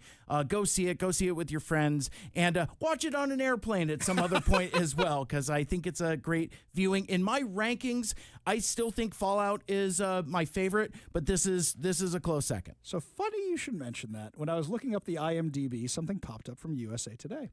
A ranking of all the Mission Impossible movies. And I disagree with everything it says. So really? Here we go, Mike. Okay. Here we go. I want to check this out. This is great. 8 out of, Okay, all yeah, 8 of them. there's only 8. 8, Mission Impossible 2. Right away, I'm mad at you because that is one of my favorite ones. Oh, it's at the bottom. You've it's gone at the bottom. bottom. Okay, Bottom okay. up. Yeah, I disagree. This is where I also got mad. 7, Mission Impossible 3, which is actually my favorite Mission Impossible. This is not a good list. It's a terrible list, right? 6, Mission Impossible 1. And I come back to my Star Wars legislation where even though I like 2 and 3, without 1, you don't get 2 and 3. So you kind of got to put it up there with New Hope above Empire Strikes Back. That's how I do it, the rankings, even though I shouldn't do the rankings, because Empire Strikes Back is superior in every way to the original. And it's a crackerjack Brian De Palma movie. Yeah. Like, as a standalone spy movie, it is excellent. It's excellent. For number 5, they got Dead Reckoning. For number 4, they got The Final Reckoning. For number 3, they got Rogue Nation. For number 2, they got Fallout, so they're kind of close. And number 1, they got Ghost Protocol. So Mike's already shaking his head. He's not happy about this. I would move all. In fact, I don't know if I agree with any of those rankings. No. I would move all those tiles around. It's all terrible. It's a bad list. So yeah, go see Mission Impossible. Before I forget, your chance to win fantabulous prizes today. We're giving away 4 Adam passes to see Shadow Force. Shadow Force is in theaters now. Watch the trailer at youtube.com. All you have to do in order to win these fantabulous prizes is be caller number 10 at 206-421-5757. That's 206-421-5757. Give Mike a call now for your chance to win. When we come back, my friends, we're going to fire up the DeLorean and go to an alternate timeline where Joe Biden is diagnosed with cancer while he's president of the United States. We'll tell you what would have happened if he had won the re-election. We'll give you all details when we come back and my theories. You're listening to the Ari Hoffman Show on Talk Radio 570 KVI.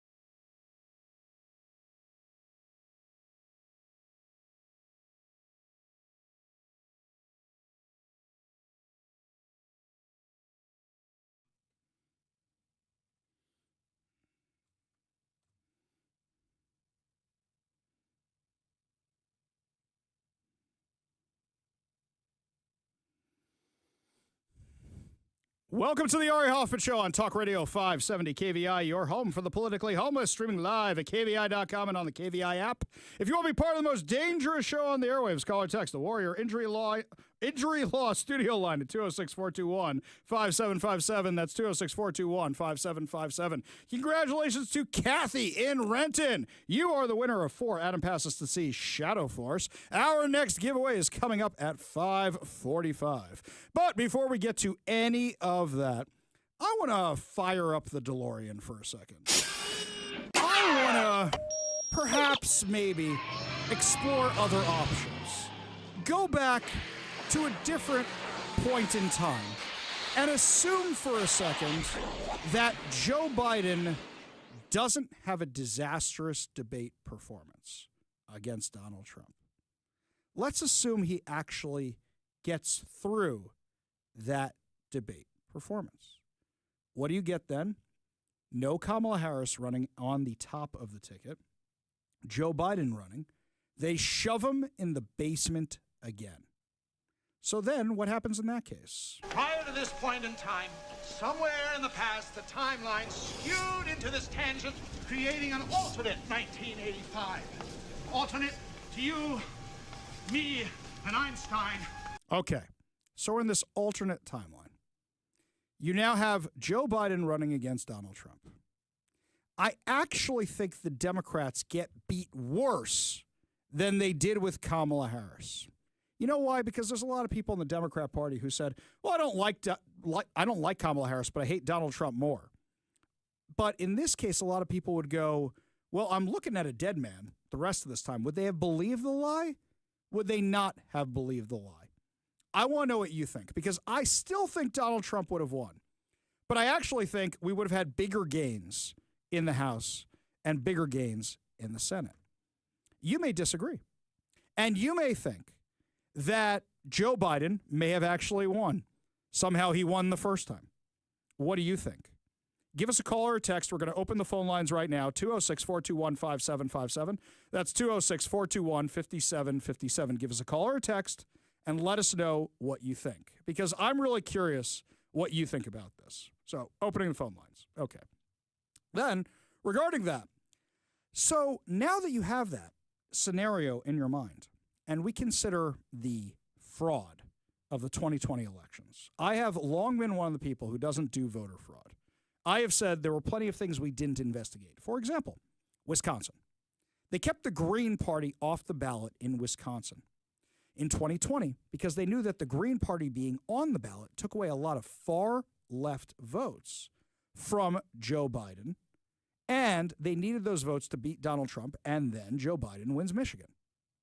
So that's the kind of stuff we're talking about. If you're talking about a fraud in the media, yeah, covering for Joe Biden, yelling at anybody over Joe Biden, yeah, that's exactly what they did. Exactly what they did.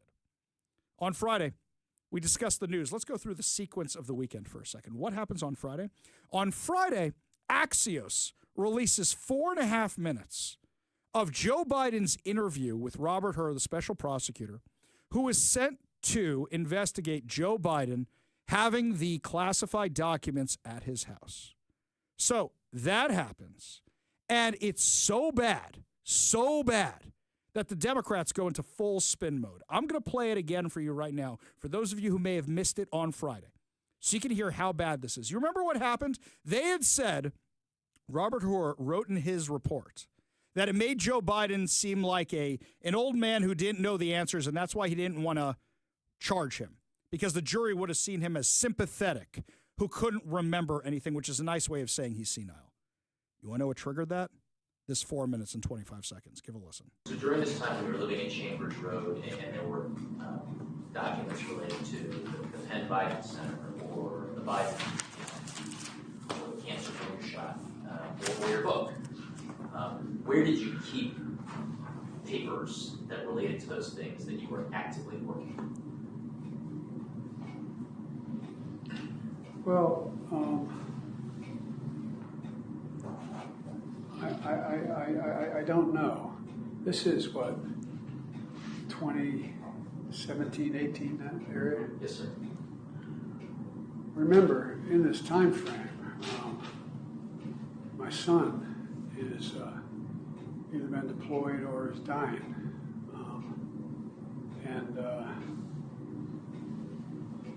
And so it was, and by the way, there were still a lot of people at the time when I got out of the Senate that were encouraging me to run in this period, except the president. That's not a mean thing to say. I mean, he just thought that she had a better shot of winning the presidency than I did. And so I hadn't at this point, even though I'm at Penn, I hadn't walked away from the idea that I might run for office again. So if I ran again, I'd be running for president. And so what was happening though, what month did Bo die? May 30th, 2015. Was it 2015 he died? May 2015. I think it's 2015. I'm not sure the months are, but I think that was That's right, Mr. President. And what's happened in the meantime is that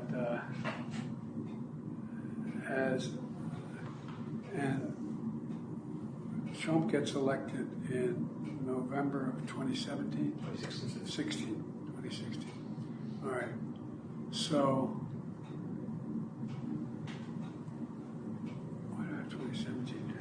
That's when you left office, January of 2017. Okay. But that's when Trump gets sworn in. Okay, I can't anymore. I can't. I feel too bad for the guy, and we're only halfway through. Can't remember when his son died. Can't remember why he wrote down the year 2017, why he had it written on the piece of paper. Can't remember when he left office. Can't remember when Donald Trump got elected. And nowhere in that entire rambling nonsense did he get anywhere with an orbit of answering the actual question, which was, where'd you keep the documents? Where'd you keep them?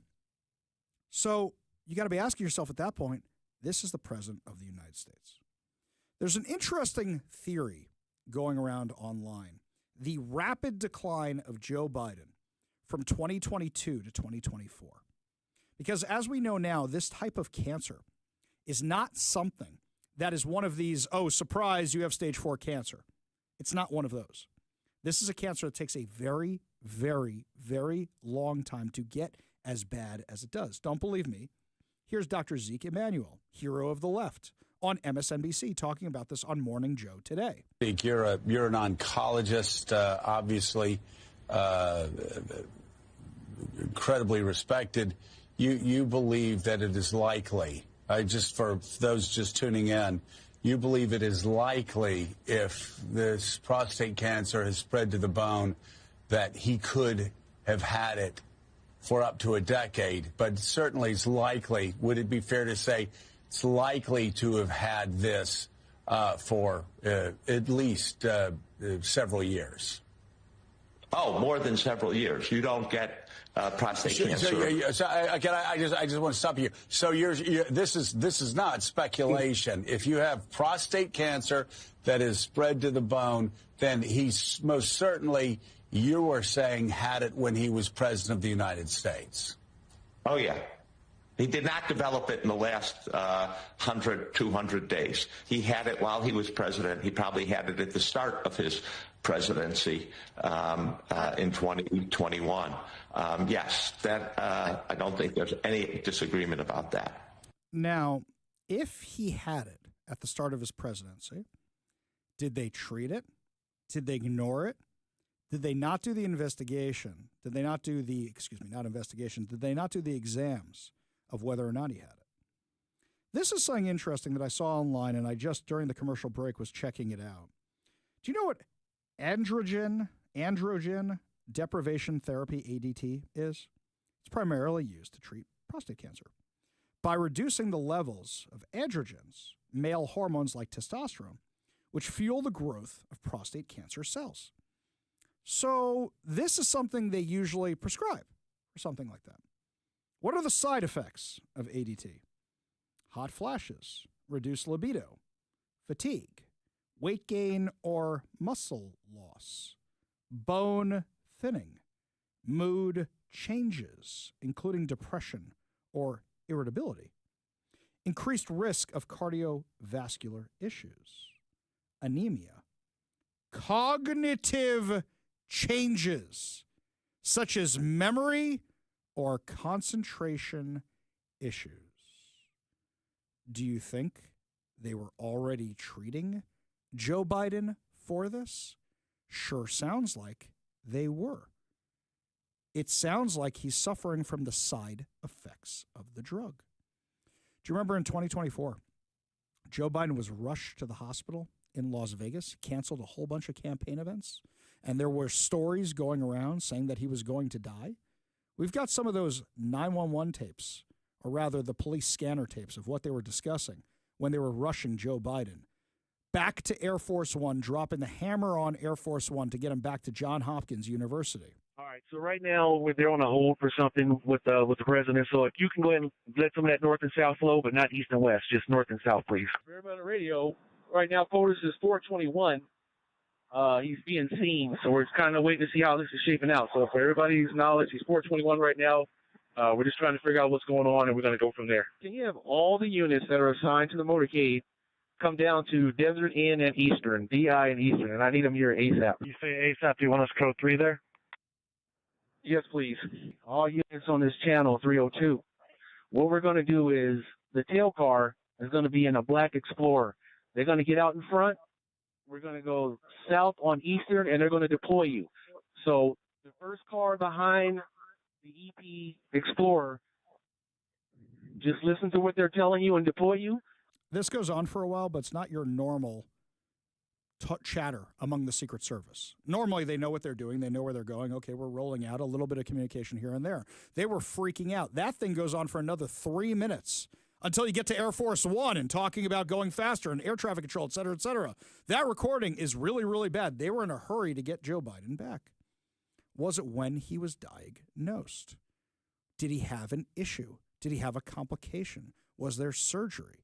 They weren't transparent about any of this. Did they think they had already caught it and tried to treat him with the drug afterwards? But now, all of a sudden, things that Joe Biden said in the past crystallize a little bit more. Joe Biden said this in 2022. We thought it was a gaffe. And because it was a 4-lane highway that was accessible, my mother drove us, and rather than us be able to walk. And guess what? The first frost, you knew what was happening. You had to put on your windshield wipers to get literally the oil slick off the window. That's why I and so damn many other people I grew up have cancer. And why can't, for the longest time, Delaware had the highest cancer rate in the nation. You remember everybody, including us, going, wait, what? That's new information. We knew he had melanoma, but that means, take a few sunspots off or whatever the case may be. That's take a couple moles off. That's what we thought it was. No. Was he telling the truth? Cognitive function.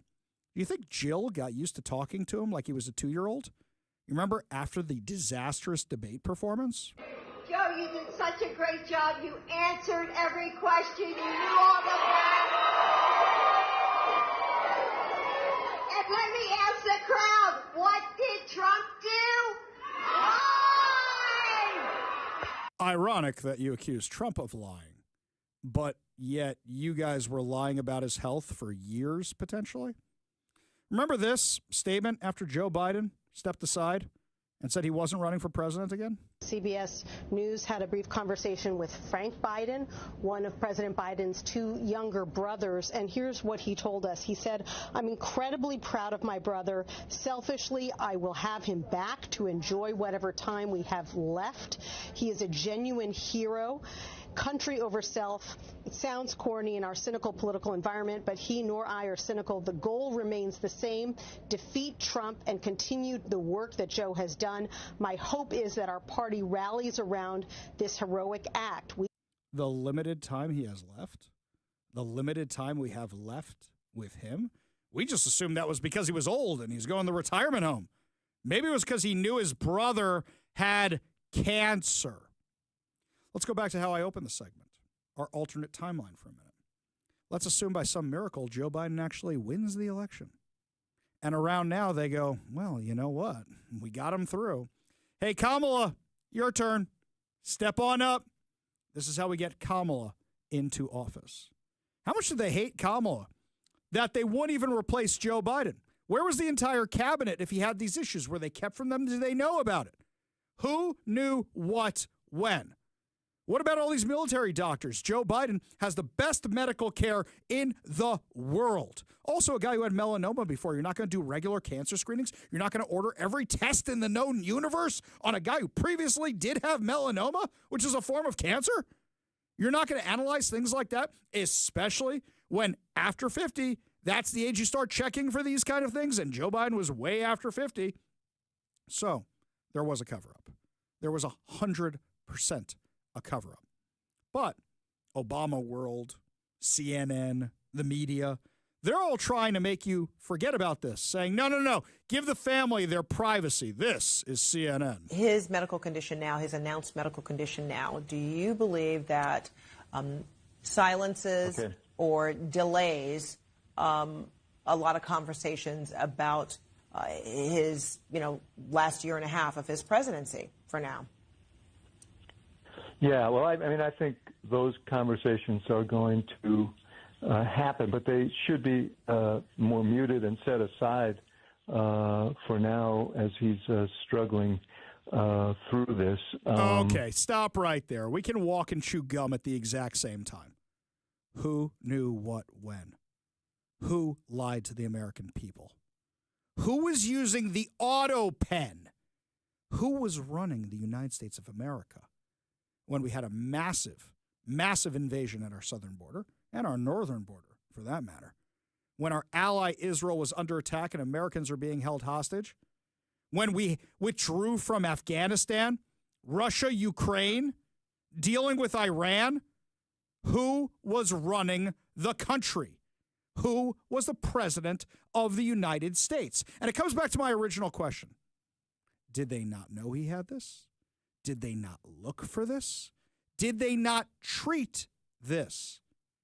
This is the biggest cover-up in modern American history. Forget Watergate. Forget Monica Lewinsky. Forget any of that stuff. This is a massive scandal. And already the media is trying to pivot over to, oh, does it really matter? I mean, he's dying. He needs our hopes and prayers. Yeah, that dog won't hunt. It just won't. Because people want to know who made their lives more expensive, who put America at risk. And you know what? Even people on the left want to know. Because they want to know, wait, hang on. If they did this with Joe Biden, or is the Trump family doing it right now for Donald Trump? Just wait, that's coming.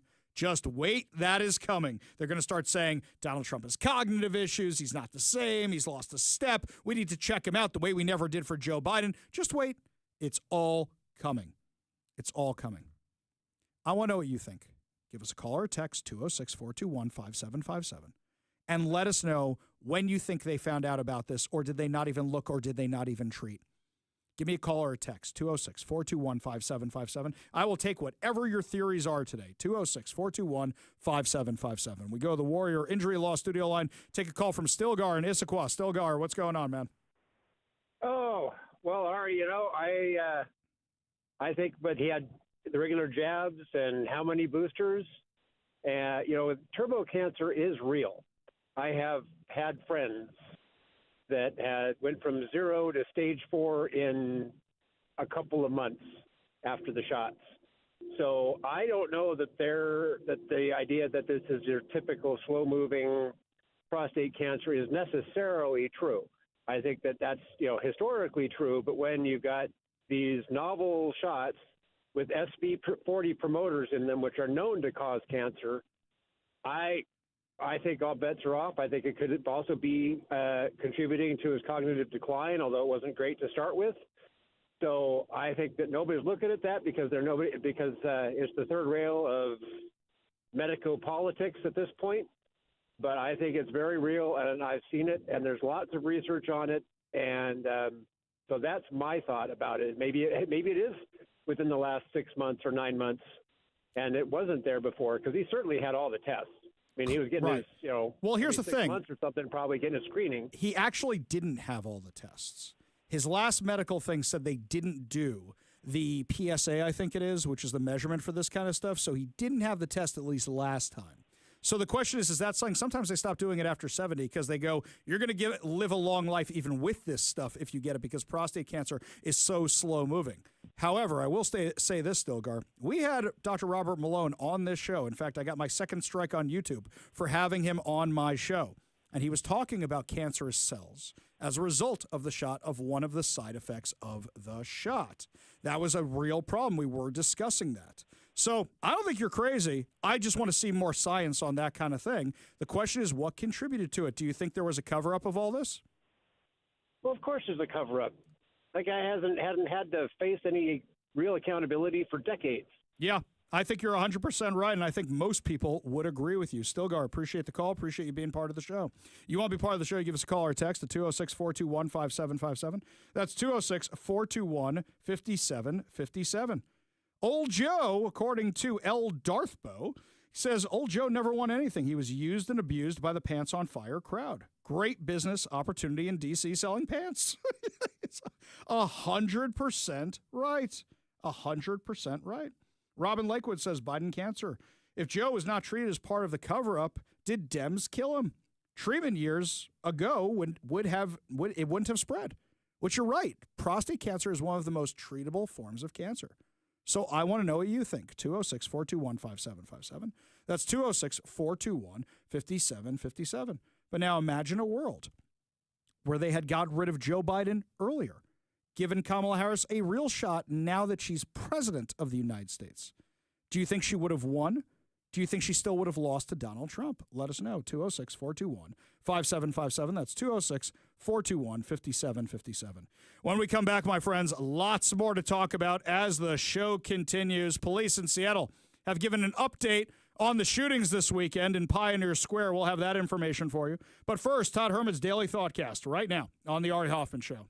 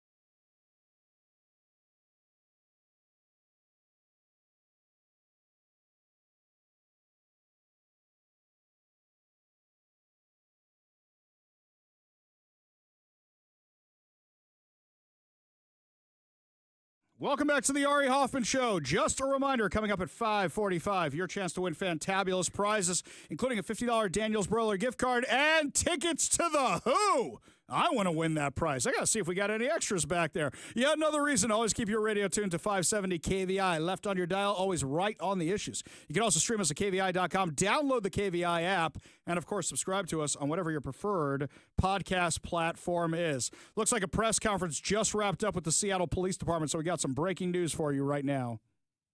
Talk Radio 570 KVI. Breaking news on the Ari Hoffman Show. So Seattle Police Chief Sean Barnes just gave a press conference, just wrapped it up as a matter of fact, about the shooting this weekend in Pioneer Square that left 3 people brutally murdered and 1 in critical condition. According to the Seattle Police blotter, Seattle Police are seeking the assistance from the community members to locate a black Tesla that was seen leaving the area of the shooting. Well, that narrows it down, doesn't it? Find a Tesla in Washington State. Oh, they're a Trump supporter. Oh, no. Have you noticed, by the way, a lot more bumper stickers that say, I bought this before I knew Elon was crazy, or no Elon? You think that's just because they don't want their cars vandalized? Is that virtue signaling, or is it just I want to, keep my car insurance rates lower? That's why I'm glad I drive a Jeep Wagoneer EV, courtesy of my friends over at Renton Chrysler Dodge Jeep Ram, which is electric. And by the way, that sucker is fast. Yeah. So the person driving is not considered a suspect at this time. They want to review any video that was captured by the vehicle's in-car cameras before the video is written over. People are asked to contact the Violent Crimes Tip Line at 206-233-5000 or Crime Stoppers at 1-800-222-TIPS.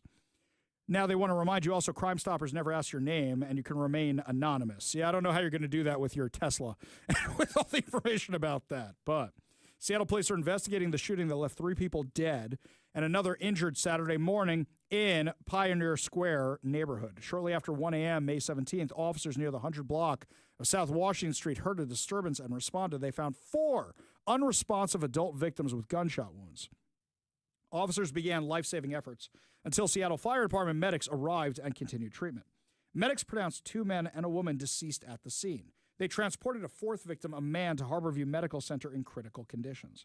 The circumstances leading up to the shooting are under investigation. Officers secured the area. Homicide unit detectives, along with crime scene investigation units, responded. No arrests have been made. Now, this was just part of a very, very bloody and very, very violent weekend. Now, you may think to yourself, well, it's a really good thing that Bob Ferguson signed legislation that says we're going to get more police officers. No, we're not. Because what did Bob Ferguson actually sign? He had promised $100 million in grants for new police officers to police departments. How are they going to get that? A 0.1% sales tax. Aren't we supposed to be paying for this stuff already? Where is our money actually going? Bob Ferguson is gearing up. He's probably going to sign the budget bills tomorrow is what they're talking about right now. And we're going to find out exactly how bad these suckers are, if he's going to veto anything, if he's going to cut anything, if he's actually going to do any of that. But given the track record he's on right now, I doubt it. The question is, what are they wasting our money on? We've covered it in detail. Self-service stations like Rain City Jacks. We have laser hair removal treatment for trans inmates. How much other stupidity have we exposed just in the past 4 months from Doge, Washington?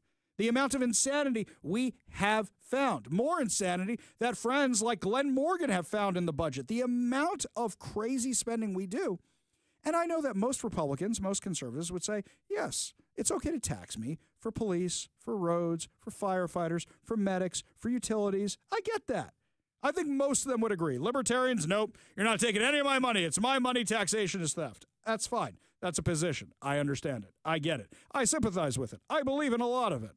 But at the end of the day, I think people would be okay with that. Unfortunately, the government spends so much dumb money on so many dumb things. That's why we don't have enough police officers.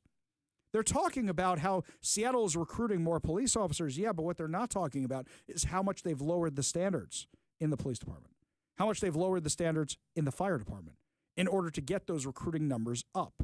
You think that's not going to set the table for problems down the road? Of course it is. And when you don't have enough police officers, you got criminals thinking they can get away with whatever they want. And we see that more and more. I don't want to hit our friends over at Seattle Homicide, the Twitter account, because they do a phenomenal, phenomenal job. But it was at the beginning of this month they said, hey, it's been like 30 days with no homicides. Isn't this great? Spoke a little too soon. They were actually excited because nobody wants these homicides to happen. But unfortunately, if you allow prolific offenders to keep being released from prison, how many times have we found it's them who are the ones committing these crimes? Speaking of crimes, time to talk about war crimes. Could Putin be headed over to a summit with Donald Trump and Vladimir Zelensky? When we come back, we'll give you all the details on how they might be meeting at the Vatican now. Wait a minute. J.D. Vance just met at the Vatican with the Pope. We got to check in on the Pope and see if he's still alive. We'll check in on all that when we come back. You're listening to the Ari Hoffman Show on Talk Radio 570 KVI.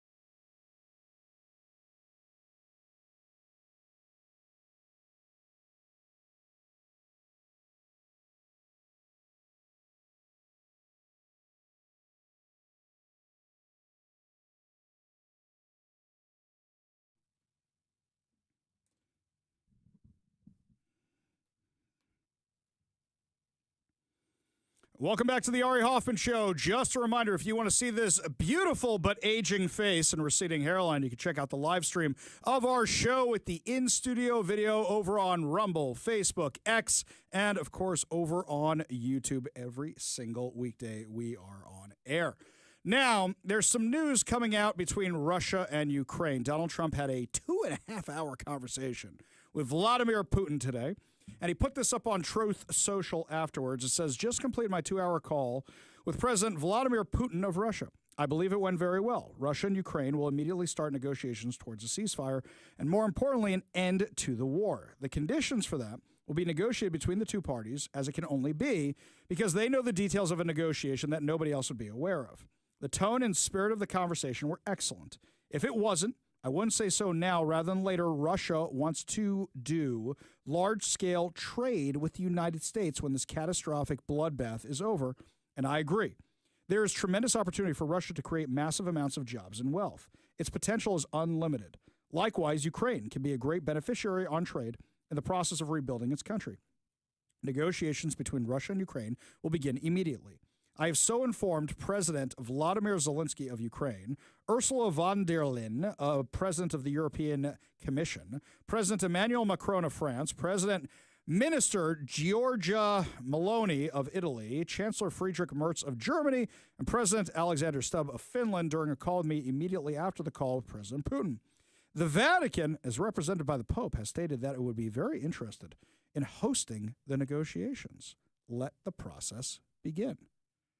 This sounds almost too good to be true. I don't want to question our commander-in-chief. I don't want to second-guess our commander-in-chief. But sometimes Putin says what you want to hear. Now, here's the question. Let's say he agrees to everything, every single thing. Is this just a stalling tactic till Trump's out of office and maybe a Democrat comes back again? In the meantime, hey, get some concessions from the United States, relief on sanctions, sell some oil, do some business. So then we got money again so we can go back to war with these guys when they leave. Now, you may think Russia and Ukraine is not our problem. It is very much our problem. It's more Europe's problem. But it could eventually become our problem. And if there's a Democrat in charge, they're going to make it our problem. So what can we put in place to stop Russia from going into Ukraine again? That's going to be the most important part. As good as trade is, you need conditions on all of that. Whereas he immediately evaporates, or there's immediately sanctions, or something else. Don't forget, Bill Clinton's the one who told Ukraine, hey, if you guys get rid of your nuclear weapons, which are your biggest deterrent, the U.S. will come to your aid any time you need it. Yes, another Clintonian mess. Thank you very, very much. What did the president say today? The Pope would like to take a role potentially in mediating these talks. Does that mean that the U.S. is taking a step back from... No. I think it would be great to have it at the Vatican. Maybe it would have some extra significance. And I saw that it was discussed yesterday, so I thought, and people told me that they'd be honored to do it. I would imagine they would be. And so, no, I think it would be maybe helpful. There's tremendous bitterness, anger, and I think maybe that could help some of that anger. So having it at the Vatican would be, in Rome, would be I think it would be a great idea. I think that actually would be a great idea. J.D. Vance was there this weekend. Wait, quick. J.D. Vance met with the Pope this weekend. Is the Pope still alive? The Reaper was there, and his blade was thirsty, as Mike likes to say. Is the Pope still alive after meeting with J.D. Vance? Yes, the Pope seems to be in excellent health, unlike Joe Biden. So it seems like Donald Trump is doing the full court press because he wanted all these wars, all these conflicts over on day one, and it doesn't seem like a lot of them are ending anytime soon. Now, Israel today announced that they are once again allowing aid into the Gaza Strip. I have my concerns about this, not because I want to see people die, but because Hamas always takes the aid. What safeguards are in place to make sure we are not supplying the enemy with more U.S. aid or anything else like that? And are we getting anything in return? The reason Hamas is coming back to the negotiating table is because they are beaten. They are done. Last week alone, Israel took out their 3 next heads of Hamas. All last names Sinwar. They're all related to the original, the OG of terror. And Hamas is reeling right now. Hamas is reeling. They know they got almost no options left. This is the only one they got. And it seems like Donald Trump is trying to pressure Israel into ending that conflict as well. Now, as we mentioned earlier, France, Canada, and the UK want there to be recognition of a Palestinian state, which will just be a terror state, and they want to penalize Israel. So you want to reward the terrorists for October 7th. Tell me your country's been taken over by Islamists without telling me your country's been taken over by Islamists. However, there was a little piece of entertaining, funny news over the weekend because wholesome content is wholesome. Idon Alexander had a conversation with Donald Trump the day after he was released from Hamas captivity. And we've heard what this call sounded like, but we've never actually heard the call itself, and it's pretty entertaining. Here's Donald Trump on the phone with Idon Alexander. Mr. President. I'm very nervous talking to you, Idon, because you're a much bigger celebrity than I am. Idon is the hottest celebrity in the world right now. So That's crazy. But that's no way to become a celebrity, right? We'll do it a different way the next time for you. Crazy. Well, we're very honored. Well, it's crazy. Just because of you, I'm here. You're the only reason I'm here. You saved my life. Honestly, you saved my life. How was it? Are you free to talk a little bit? I'm on speaker and there's a bunch of cameras. So. Yeah, I don't really know. I just wanted to ask. There are going to be cameras around you for a while. That's okay. Yeah, I know. But the press has been very fair to you, I must say. And it's been really, it's been an amazing journey. You know, for a while we thought we lost you. Actually, a lot of people thought you were not around anymore. There was a period of time. Yeah, I know. Just really honored, and you're an American, and we love you, and we're going to take good care of you. And your parents are incredible. I saw your mother. She was pushing me around a little bit. She was putting a lot of pressure on me. Like a good mom. We had to pretend. Like a Jewish mom. Like a Jewish mom. Wholesome content is wholesome, and that's exactly what that was. It really, really was. Let's keep the good news train rolling. Only good news when we come back. Your good news giveaway, your good news headlines, your chance to win a $50 gift card and tickets to see The Who. When we come back, you're listening to the Ari Hoffman Show on Talk Radio 570 KVI.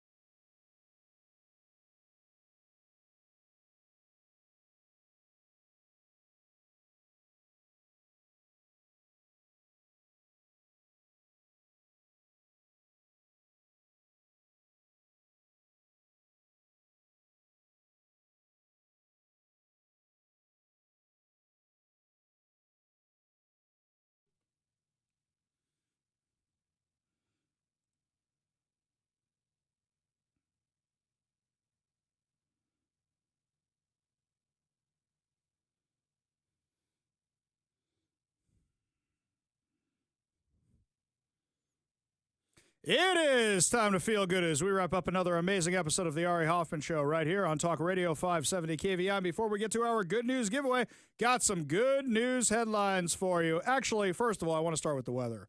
It was insanely windy this morning. And it still looks windy out, but I'm not seeing the white caps out on the bay that I was seeing before. So it looks like it's calmed down a little bit. Beautiful sunset with some clouds. But that wind was absolutely insane. That was crazy.